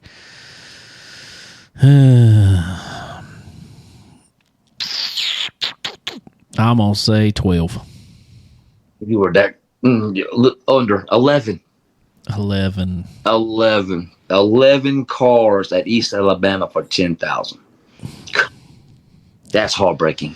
It is. Unfortunately, okay. Now, I don't know if this has anything to do with it or not, but apparently it does. Racing is expensive. We know this. We've talked about it. Racing is expensive. And I think we've gotten to a point that there is just essentially X number of super late models out there. You know what I'm saying? That are running on a consistent basis. And I'm kind of wondering now, are we oversaturated for the amount of late models that we just have racing now? I don't think so, Dave. I haven't been to a late model race in over close to 2 months because there's nothing. Where's on Clash? I wasn't going to Clash anyway. I'm just saying. No. I get that, but I'm just saying. I don't know. Where they at? I went to a race in Grassy Smith back in June, bro. Come on, man. Where they at though? They're not around here. Where's anybody at? I know Ben ain't raced. 50 Shades went to, where did Gray go? 50 Shades went to Southern Nationals race or something up. He ain't raced since. So Michael Brown ain't racing. I can name all my guys. Ben, Michael Brown, Fergie ain't done nothing. Jeff Smith raced Swainsboro, 2 weeks ago? Because he was helping out White Coffee too, though. Right. Leighton Sullivan. Well, they ain't racing, hardly none either. They went to Screven for, was that Southern Thunder? Well, they were going to go run Carolina Clash, but they were on vacation this past weekend, and then Carolina Clash didn't run, so I guess they just chilled out on vacation. So I guess all of our local series down here, David, taking your advice and coming back Labor Day, I reckon. I don't know. Dude, I'm telling you. I'm telling you. I think there's something to that. So true. I really do. I think you hit on something. I really do. I really do. Well, let's look at it. Okay, let's look at it. 3-4 years ago, maybe not even that long. What was the name of that winter series? Dryden Winter Extreme. Extreme series. There was good turnouts for those. And there was good turnouts, people in the stands for those. It was the only game in town. Exactly. But, like I've said many times, you can sit in the stands and you can get warm. I can bring jackets. I can bring blankets. A lot of times, a lot of tracks will let you bring little heaters in. I can get warm in the stands. I can't get but so cool in the stands. Yeah, that's true, too. That is true, too. And you brought up a good point earlier, too, Dave. These guys don't have cool suits and cool helmets in a cool box. Heck no. Now, I will say, don't get me wrong, it's warm too, but a super late model is cooler on the driver. A dirt super late model is cooler on the driver than an asphalt is, but it's still hot. It's still hot. I don't care what you say. It's still hot. Still hot. I totally agree with that. Maybe it's not hotter on the asphalt side. On the dirt side of this asphalt side, but it's still hot. It's still hot. It's ridiculous. So, and there ain't nothing we can do about that. That's why and it's going to be like that every year. I don't remember a summer yet that all of a sudden over a few weeks we're not hovering around the 100-degree mark around this area with a heat index close to 110. That's just how it is. I heard somebody say the other day, they was like, man, it used to not be this hot. And I looked at them, I said, well, and I looked this up. Saturday, we tied in Florence, South Carolina, we tied the record for overall temperature, 102, I think it was. When it was set? 2005. It's been hot. So this, I mean, I was thinking when you said that, I was thinking like 1900s or 1800s. And before that, it was like it wasn't that long before. I mean, it's being hot. We just get older and can't handle it as good. That's probably what it is. I guarantee that's what it is. I can't take it that much more like I used to. I know I can't. Because I'm gonna tell you, you go out to a baseball field, little 10-year-olds, they don't care about it being hot. They will play baseball all day long. All day long. All day long. They want to play ball all day long. Yeah. So. And you're sitting in the baseball, like just take for instance, like kid playing baseball. You know, he's comfortable. He's out there, you know, we're sitting in the stands doing nothing. We're just sitting there and just getting pounded by heat. You know what I mean? I know There's exactly a big difference in that. Know exactly what you mean. Melting. We're melting. Yep. So, yeah. I don't know. I'm gonna keep harping on that till something happens. Yeah, I'm gonna put something on Twitter about this, man. Let's bring back a winter. Let's have a winter series. I'm serious. I'm gonna say something about it. Now you got me thinking. The wheels are spinning now, buddy. I'm telling you. Dave. Yo. They had. Do we like this right here, Dave? Do we like this format? They had instead of running one 50-lap race at Talladega Short Track, they ran two 25-lap races. Do we like that? I like it done like Eldor. I don't. Are they doing it that same way? They're not doing it that same way anymore. But I liked it when they were doing Eldor when it was twin, 25 or whatever it was lap races. For prelim nights. And then, your main event night be, one big race. I'd rather have that, but their main event race was twin 25s. 2,500 to win. Trey Mills swept them both. I mean, that's what I was fixing to ask though. It was the same guys in both races. Yeah. Oh, okay. 25 lap race, and reshuffled the deck. And ran another, requalified and all that. Ran another $2,500 25 lap race. That's what I was fixing to say. And they invert. I don't mind it. It's fun it's better for the fans, I guess, because we all know how races can get. Fairbury don't get like that. Fairbury's exciting up to the last, apparently. But that is one. Apparently, that's just what they need to build everywhere. Just quarter-mile tracks and. You'll have excitement. But I don't know. That's when you got a track that just strings out and isn't an exciting race, you got to do something as a promoter to try to make it exciting. So, ending one race and shuffling it up and starting another, that's probably the most exciting you can do. Do I like that format? Not really. But as a promoter, I could see why. Because you hit on something too. Because we went to the Valor race down there, 100 lappers. Yep. That 100 lap race, Pierce won. It was exciting, man. Well, I think about 25, 30 to go, it rubbered up. Nobody moved. Nobody could do nothing. Now, if you shorten that race, was it March? Was that in March? It was in March. I believe so. If you shorten that race 50 laps, that'd be a barn burner, bro. Yeah. That'd be a barn burner. Yep. I'm with you on that. Especially in the summertime. You're going to have tracks. Yeah, Lord have mercy. You're going to have tracks rubber up like that. I mean, that's July. That clay, too. Oh, bro. Woof. Yeah. Woof. You have to keep it soaking wet, bro. Yeah. I mean, that's the only way you can do it is, and you get anything over 50 laps and it is shot. Unless you want to take a doggone, maybe run, say, 30, maybe 40, and do trap prep. Take a timeout. Trap prep, water it, come back out.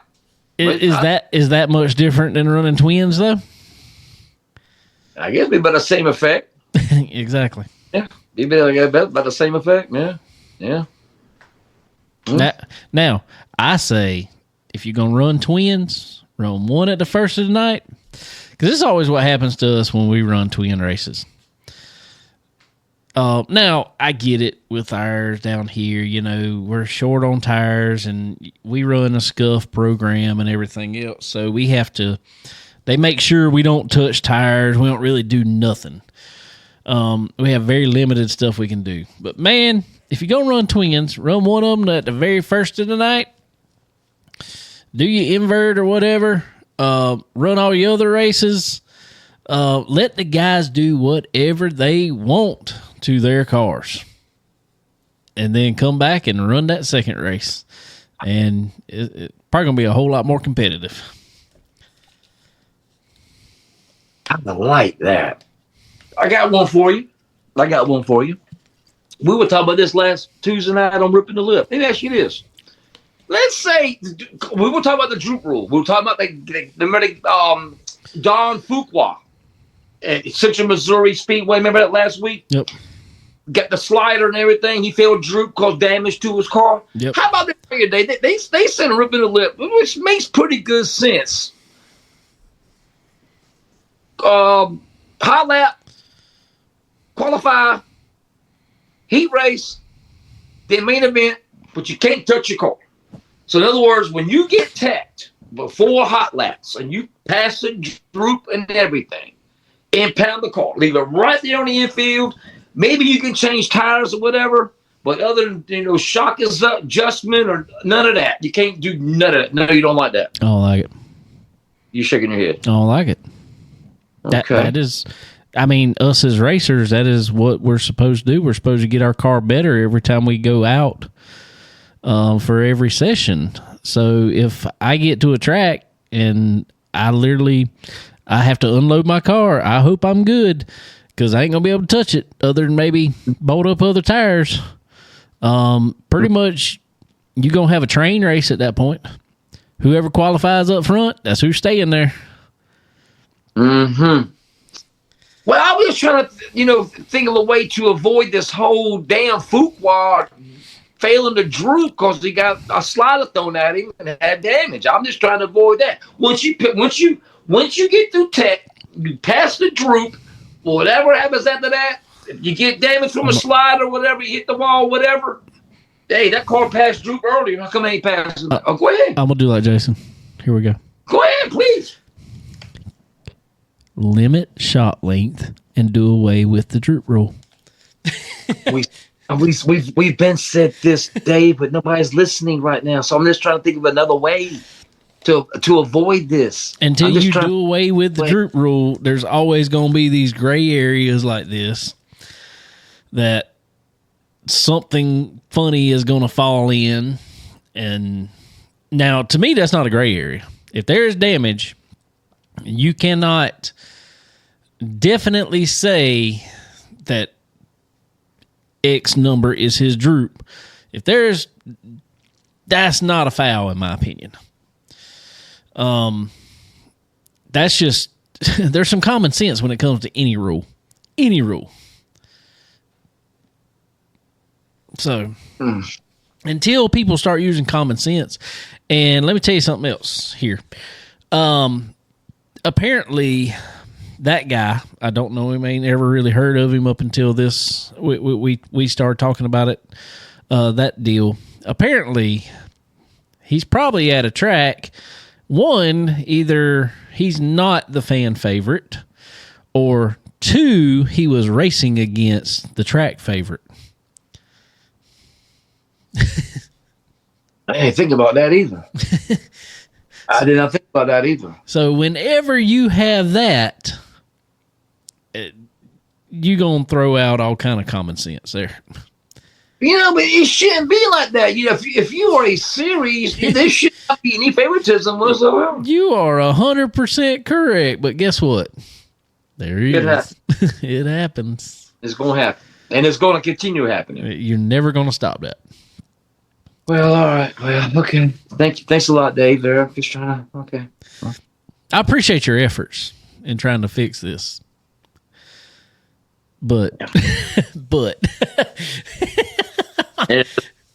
there's a big butt. That Jennifer Lopez butt. Oh, anyway, what else you got? Anything else? I got this is some bad news. I hate to say this. East Moline Speedway in Illinois, another bull ring, quarter mile. They're closing the doors the rest of the year now, man. 5 weeks short of the season, closing those doors. For good? I hate They're saying for good as of right now? For right now, unless somebody wants to, hey, there's a lease. If you want to pick up the lease, me and you, Dave, hey, let's go. We'll go to Illinois, man. We'll go anyway. Let's open up East Moline, bro. Come on, let's go. Woo-hoo. I got enough going on around here. I hate it. I hate it for sure. All right, but let me. I guess I'll say this, and I'm not trying to be negative Nancy on it by no means, because I hate it. I hate it anytime any track closes up. I want to be able to. All right, other than them closing up, when's the last time you heard of that track?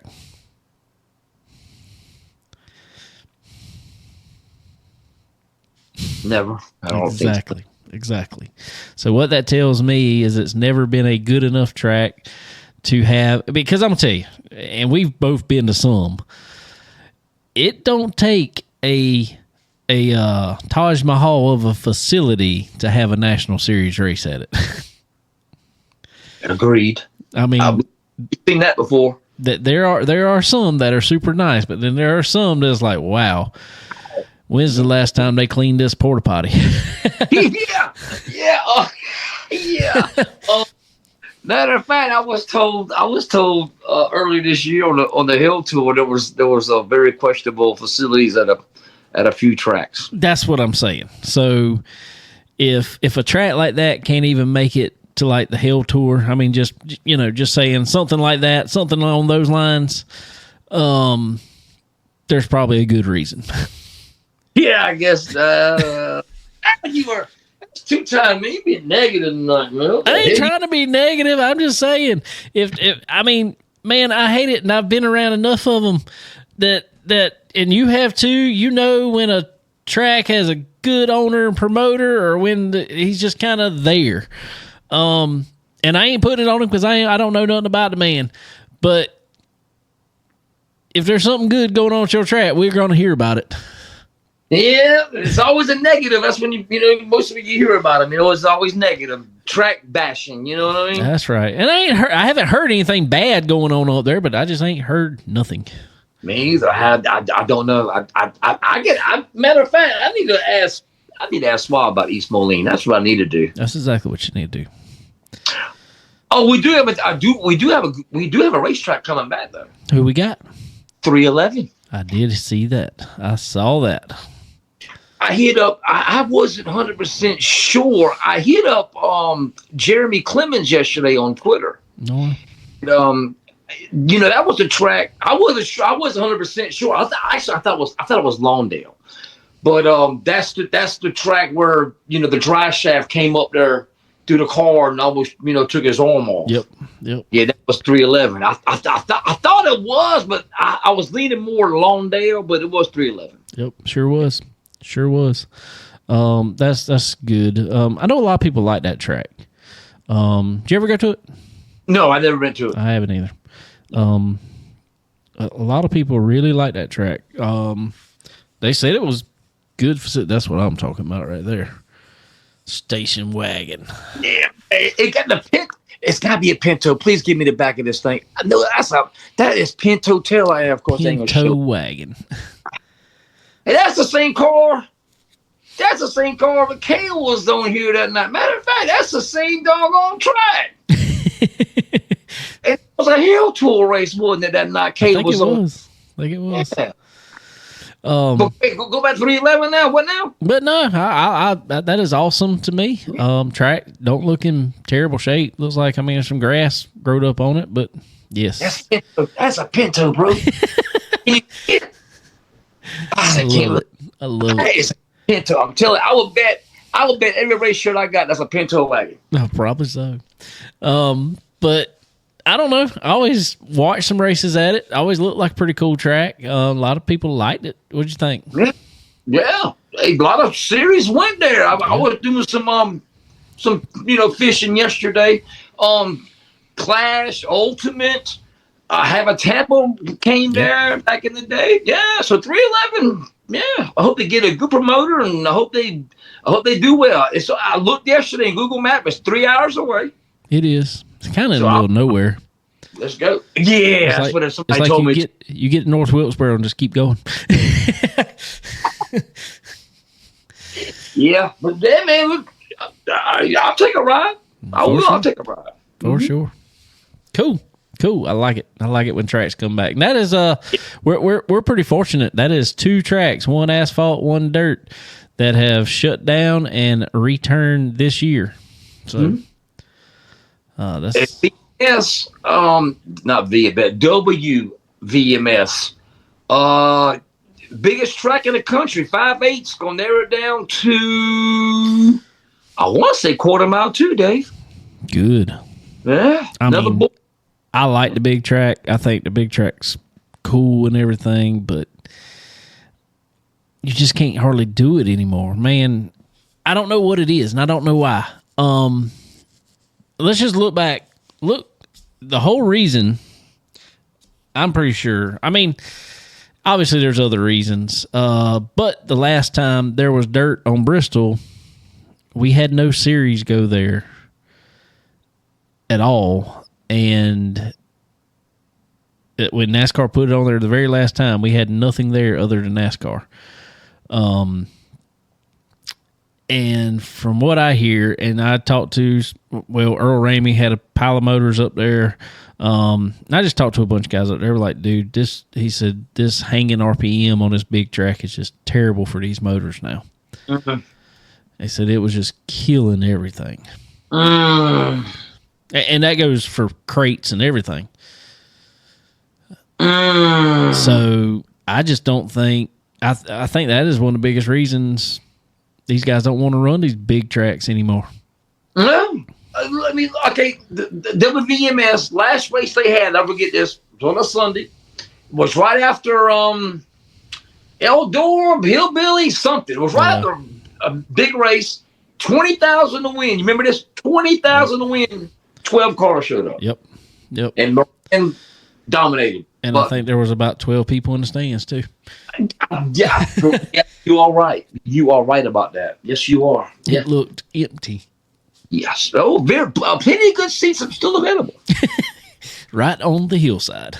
Same way we used it. The Silverado National. Plenty of good seats still available. Oh, so I hope that does it for them. I hope that creates some exciting racing. Because I'm gonna tell you, all them carpenters up there, between Tyler and Freddie, and now Tyler's daughter.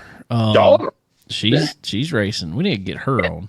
I need to text Tyler and get her on. That's what I need. That's pretty cool. Yeah, absolutely. Absolutely. I want to see Kryptonite back at Victory Lane on a big stage. That's what I want. I do too. But I think Freddie's done probably one of the best things for that. I can't remember what he called it. What was that, about a year or 2 years ago now? You could buy stages of a Kryptonite. It was like, if you pay this much, you get this amount. And his prices were not bad for a late model race car. He just had a good setup for a budget racer. I mean, that's what it was set up for. It was set up for a budget racer. He knows he can go run big stuff. He knows that, but that's not what he's aiming at 90% of the year. Wow. I know a major chassis brand. You pay half money up front, and they'll bid you half a car, and you won't get the rest until you pay the other half. I know some of it you can pay all of it up front, and it'll still be a year before you get it. Oh, well, okay, we know what brand that is, because I'm pretty sure they are backed up, son. They'll be backed up from now till the cows come home. I promise you. Yes, sir. Them ones that are out here like this, too. Oh yeah. Oh, yeah. We know. I mean, I get it. I don't blame them. I don't blame them one bit. Roll on, brother. Roll on. Hey, man. Hey, if you can't beat them, join them, right? Apparently. Because we all of you so much. We had a chassis switch this past weekend, actually. Who we have? Spencer Usman from a Rocket to a Longhorn. Oh, wow. Yeah. I didn't catch that one. Yeah.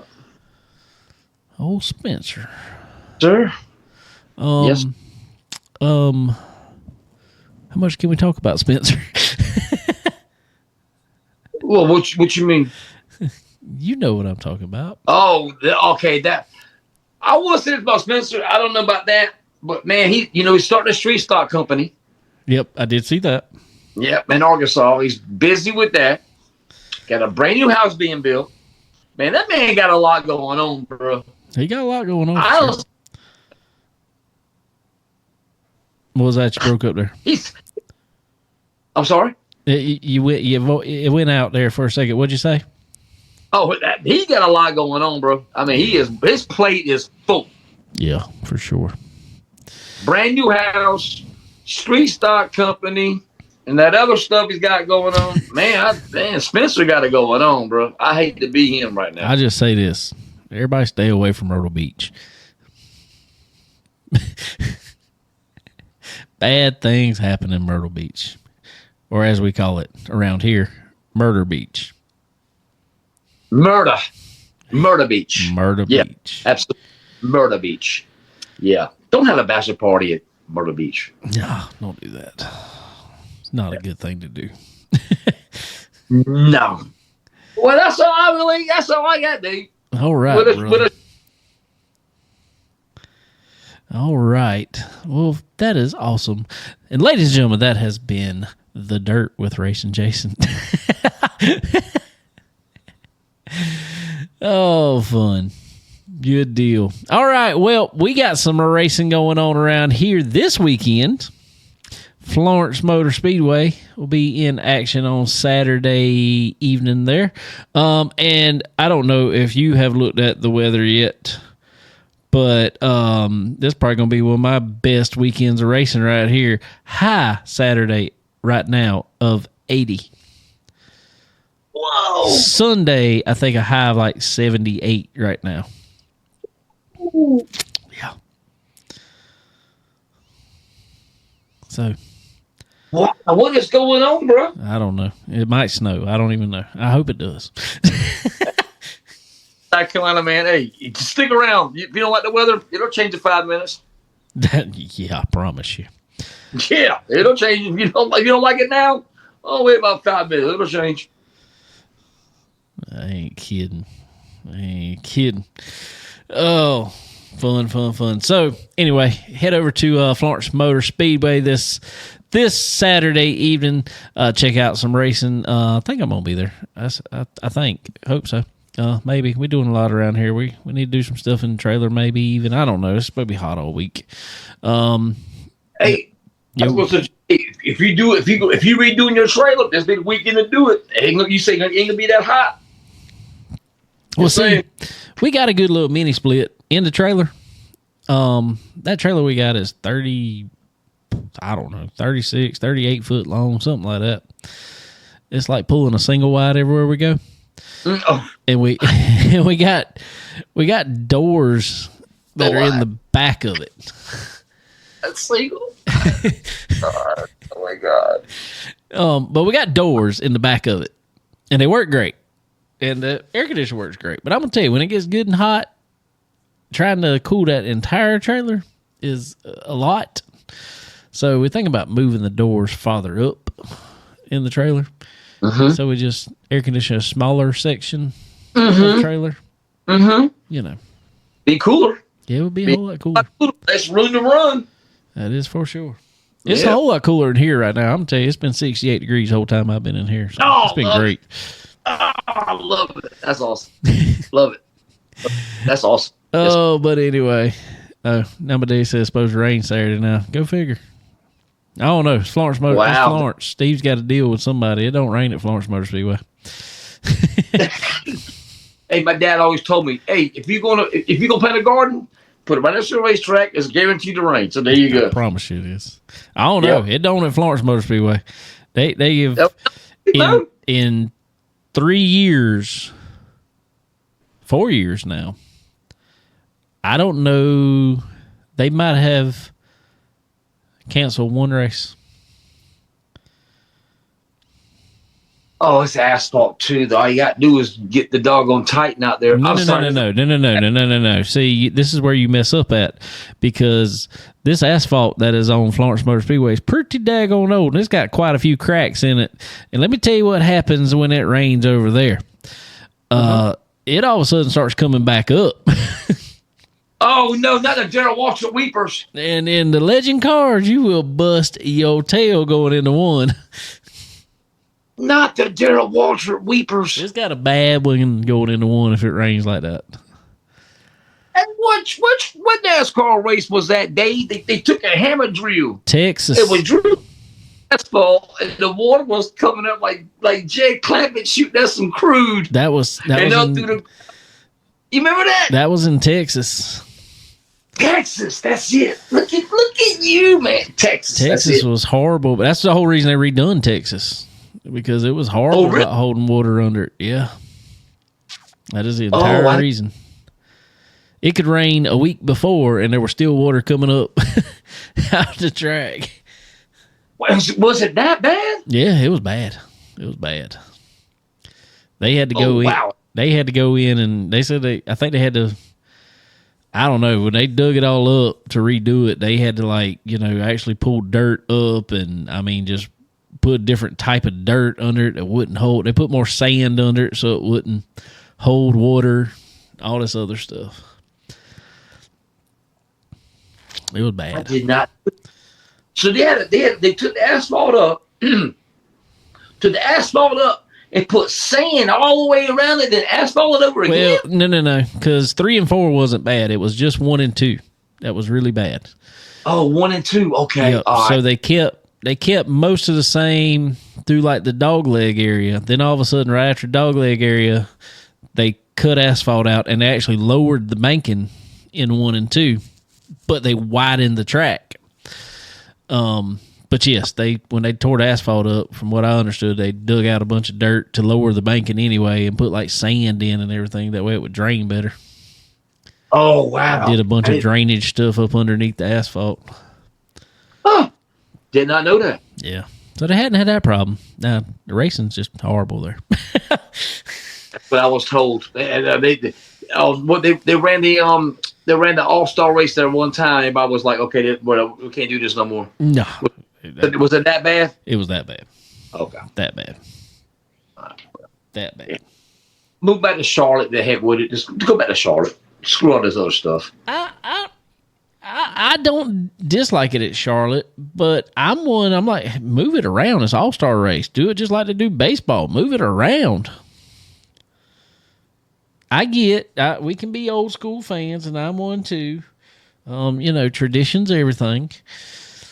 But if we're not going to have it at Charlotte, move it around everywhere. Don't keep it at one place. Well, can we bring a dirt race back the same weekend as a doggone Charlotte race? How about that? I've never figured out why we can't do that. I don't know why they quit that. I do not know. And it's not like different people own the places, so one ticket could get you both places. But you had to buy separate back in the day, though. You had to buy separate. Yeah. I know, but I've never understood why. I'm like, no, set this thing so I get it, but I'm gonna tell you, you would have a packed house if all of a sudden because they don't sell out, and they don't even try to sell all the stands at Charlotte for the Xfinity race that Saturday. They're nowhere close. So if you got a ticket to the Xfinity race, you can go to the dirt race. Yes, sir. I did watch a little bit of Indy yesterday. Man, that place was packed. Oh, God.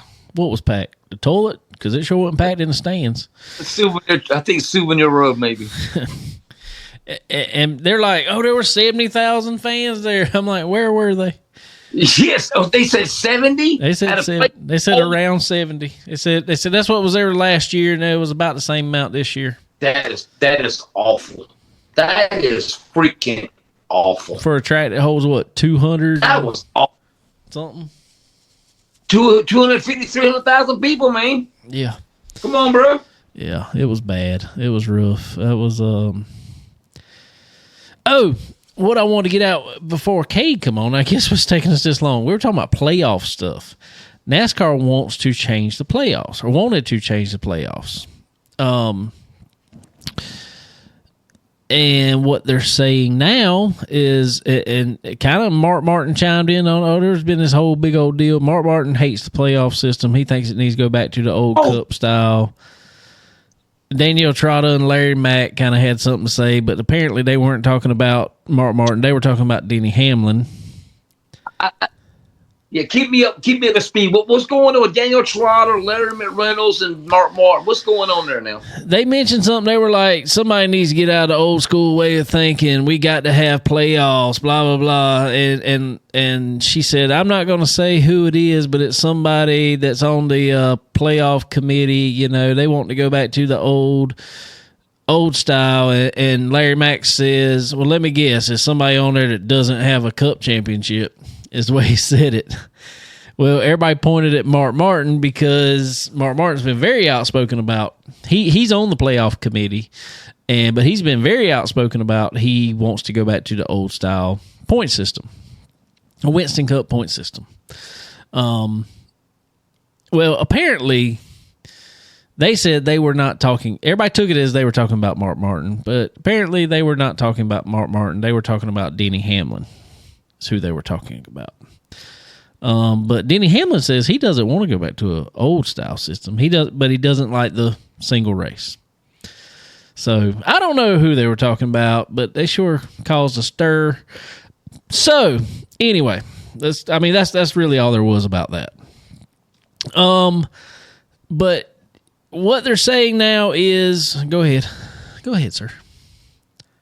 Well, real quick. Is Denny Hamlin on the competition committee? I mean, why would they ask Denny Hamlin that? He is on the. There are certain drivers they have. There are drivers, former drivers, media members. There's so many that they pick to be on what they're calling the playoff committee, because they're trying. Like I said, they want to redo playoffs. They a lot of fans do not like the one race. That's the biggest thing. That is the biggest, I think, downfall is the one race and one and done championship round. So they're trying to get, and Mark Martin put a poll up on Facebook or X, and it was 60% of his followers wanted a Winston Cup style championship, whole season, everything. There was no winning your end, nothing like that.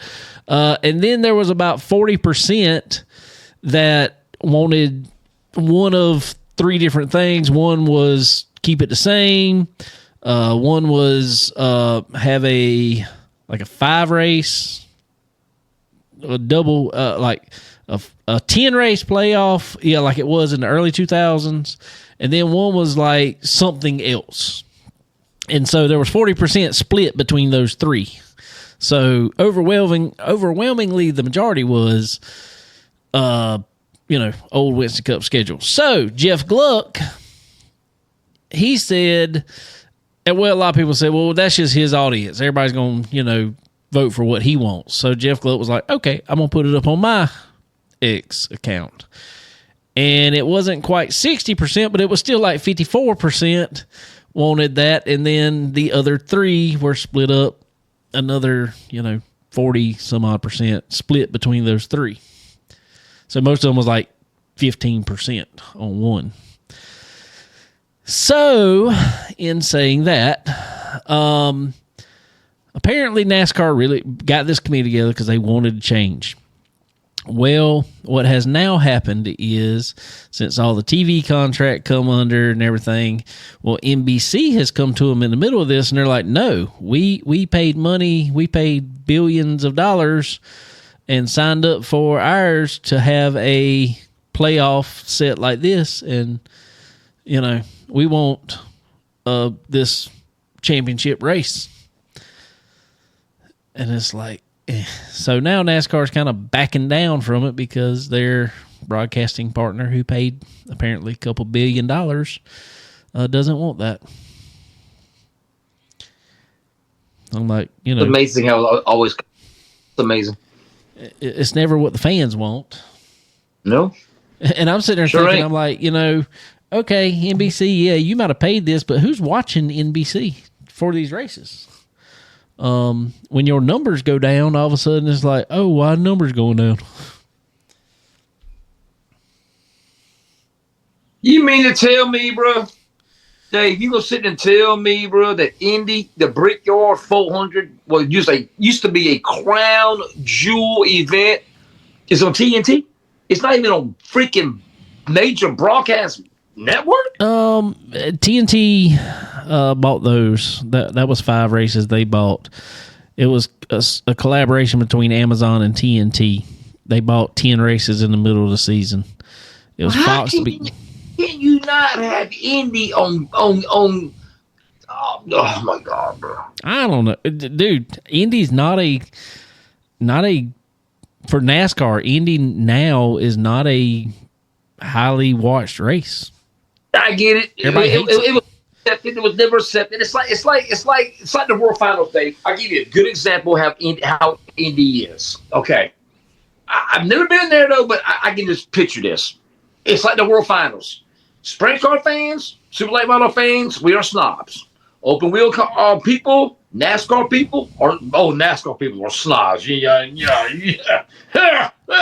They just don't know any better. So yes, NASCAR has never accepted an Indy. Yes, I get it, but this is Indy, man. I don't really think it's NASCAR never accepted Indy. I really don't think it's that, because I'm gonna tell you, the first couple races there, if you look back, they were packed. I mean, yes, it was packed, and for a long time it was. But what happened is it started putting on terrible racing for the entire length of Indy. When has there been a real clutch moment in NASCAR that it's come down to, hard racing and a good pass to win this race? No, it's always, and I don't care what generation of car you've put in it, it has always been a track that is hard to pass on. The draft, see, what happens is you got to slow down just enough in these corners at Indy with a cup car that once you get the draft in effect, you're at the corner again and you got to back off.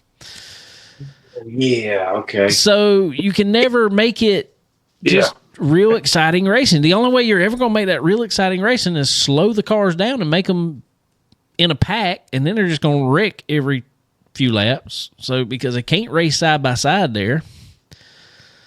And they were talking about today, this is not just a NASCAR thing. Yes, Indy always packed for the Indianapolis 500. They pack the stands. They're always going to pack the stands. That race is always going to pack. But their viewing numbers on it have been drastically down over the last couple of years, even at Indy, because it's not good racing there. We have come to the place in life where you got to have something very exciting to keep a lot of people's attention anymore. And if it's not very exciting, they don't sit around and watch it. I thought Indy was very exciting this year. That was a great race. I'm not disagreeing with you, but it's not side by side. It's not wrecking constantly. It's not. I don't know. What about Monaco? Formula One, they're going to bump the time up next year? No, to compete with Indy? No. They're not racing that same day. That is a... Wait a minute, what? This past year was the last time for the 3-day special, as they are three in one day. No, they are moving dates on Monaco. Oh, I did not. I thought they were bumping the time up to compete with Indy. No, they're moving dates. So when they gonna race Monaco now? I'm not even sure. Let's see if I can pull it up by chance. Wow, I did not know that. That's the last I heard anyway. I don't keep up with F1 too much, but That is a long day, but God, that's a great day though, man. That is a great day. I can't believe Formula One is doing it. Why is F1? yeah, they have moved the Monaco Grand Prix to June 5th and through 7th in 2026. Wow. Yep. So that's a week after. Yep. I'll be darned. And from what I heard, let's see. F1. Well, their viewership gonna go down. I promise you. Big time. Because that's not a great race anyway. It ain't. Oh, what they did though. It reminds me of a brokered up one lane dirt track. Yeah, for sure.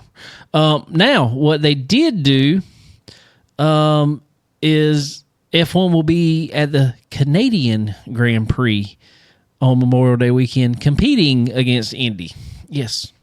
Yes. Okay, I didn't know they moved. Oh, wow. So you're really killing because I promise you there's a lot of people come down from Canada to watch that race.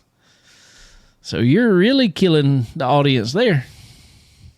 I bet you every race shirt I own. I love this man. That man is awesome, bro. I love Kevin Griggs. I bought that. Oh, yeah. From around here. That's right. Well, we have gone on very long tonight. But We should almost 2.5 hours. I know. Woo. Oh, but anyway, brother. Well, I guess we need to let it roll. So I appreciate you as always, man, coming on. Appreciate you. Man, it's been fun. Glad everybody's hung out with us tonight. It's been a long one and a fun one. Appreciate Kaede Loudy jumping in with us. That was really cool. Cool to see him picking up, and congratulations to him for picking up his 2025 Southern National Championship and Rookie of the Year. So that's pretty cool. So appreciate him. But anyway, also want to throw out real quick right here. I've been so busy, I ain't even got all my plugs in. Y'all go check out our good friends at Dixie Made right here in Florence, South Carolina, ladies and gentlemen. Give you a few brands that they got to get you covered from head to toe. It is back to school time. Today was first day of school for my kids. Yeah, it's already back. Straight up Southern, good old boys outdoors, local boy outfitters, Lily Grace, Old South. Let's see, Girly Girl Original, Drake, Strutting Cotton, just to name a few. There's so many more. Simply Southern, so many more. Go check out our good friends here at Dixie Made right here in Florence, South Carolina. You definitely need to go check them out. Also, MPM Marketing, www.marketwithmpm.com. You need to get in this game of getting your brand out there. Need marketing help. You need somebody that's a professional at it. Tanya over at MPM Marketing knows everything you need to know about it. Also, Fresh Chef, ladies and gentlemen. Fresh Chef in the Race City area of North Carolina, which is all over central North Carolina. Go check them out. Fresh Chef, daily food and drink specials. You can't beat it. Some of the best food you will ever have in your life. So go check them out. All their locations. Heading up Charlotte anytime, hey, there's a Fresh Chef near you. Go check them out. All right, man. Well, as always, I appreciate it. What you watching this weekend? Hunt the Front, Duck, excuse me. National 100 this weekend, ain't it? Think so. I think National 100 this weekend make the best. I'm sorry, hold on, I lied. The second best driver introductions in Super Late Model racing. There you go. You got Gateway. Okay. You got Gateway. Then you got Cedar Lake. There you go. And people tell me it's overrated. I don't think it's overrated. But the lights go out, Dave. Oh my God, my hair's sticking up. The lights go out, Dave, and they give the crowd all of these. You know how little kids get at the fair, those like bracelets or little things. So, man, the crowd, I don't see how they do it. I'm thinking about it. The lights are out, and you drive your car. Okay, here comes Dave Rogers in the Chicken Bone Alley, NPM Marketing, Farm Profab, and you come out on the track, but there's no light. I don't see how they can see where to stop the car or hit somebody. I never figured that out. They did a very similar thing at Mansfield for the Dirt Million. Dirt Million. Yeah. And I was there. That was cool to watch that. And I'm going to tell you, I got to get Matt Tift on here soon. They are doing a ton with that. I got to get our boy Kale to hook us up and get Matt on here. Yes, we should have been having him on here. I know. I'm sorry. My bad. Zach Mitchell, Matt Tift, Brian Shirley. There you go. There we go. We're going to have those three on real soon. All right. Real soon. Just to please you, okay?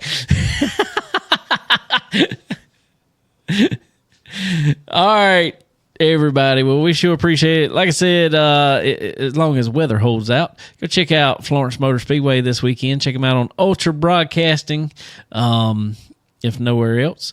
And go check out whatever racetrack is local to you. Check them out, especially if there's good weather in the area. Go check them out. Watch them. Do whatever you can to support all your local tracks and your local racers for sure. All right, man. It's been fun. Appreciate you. And we'll be talking next week, I reckon. Sir. Yes, sir. All right, brother. Have a good one. Have a good weekend too, bud.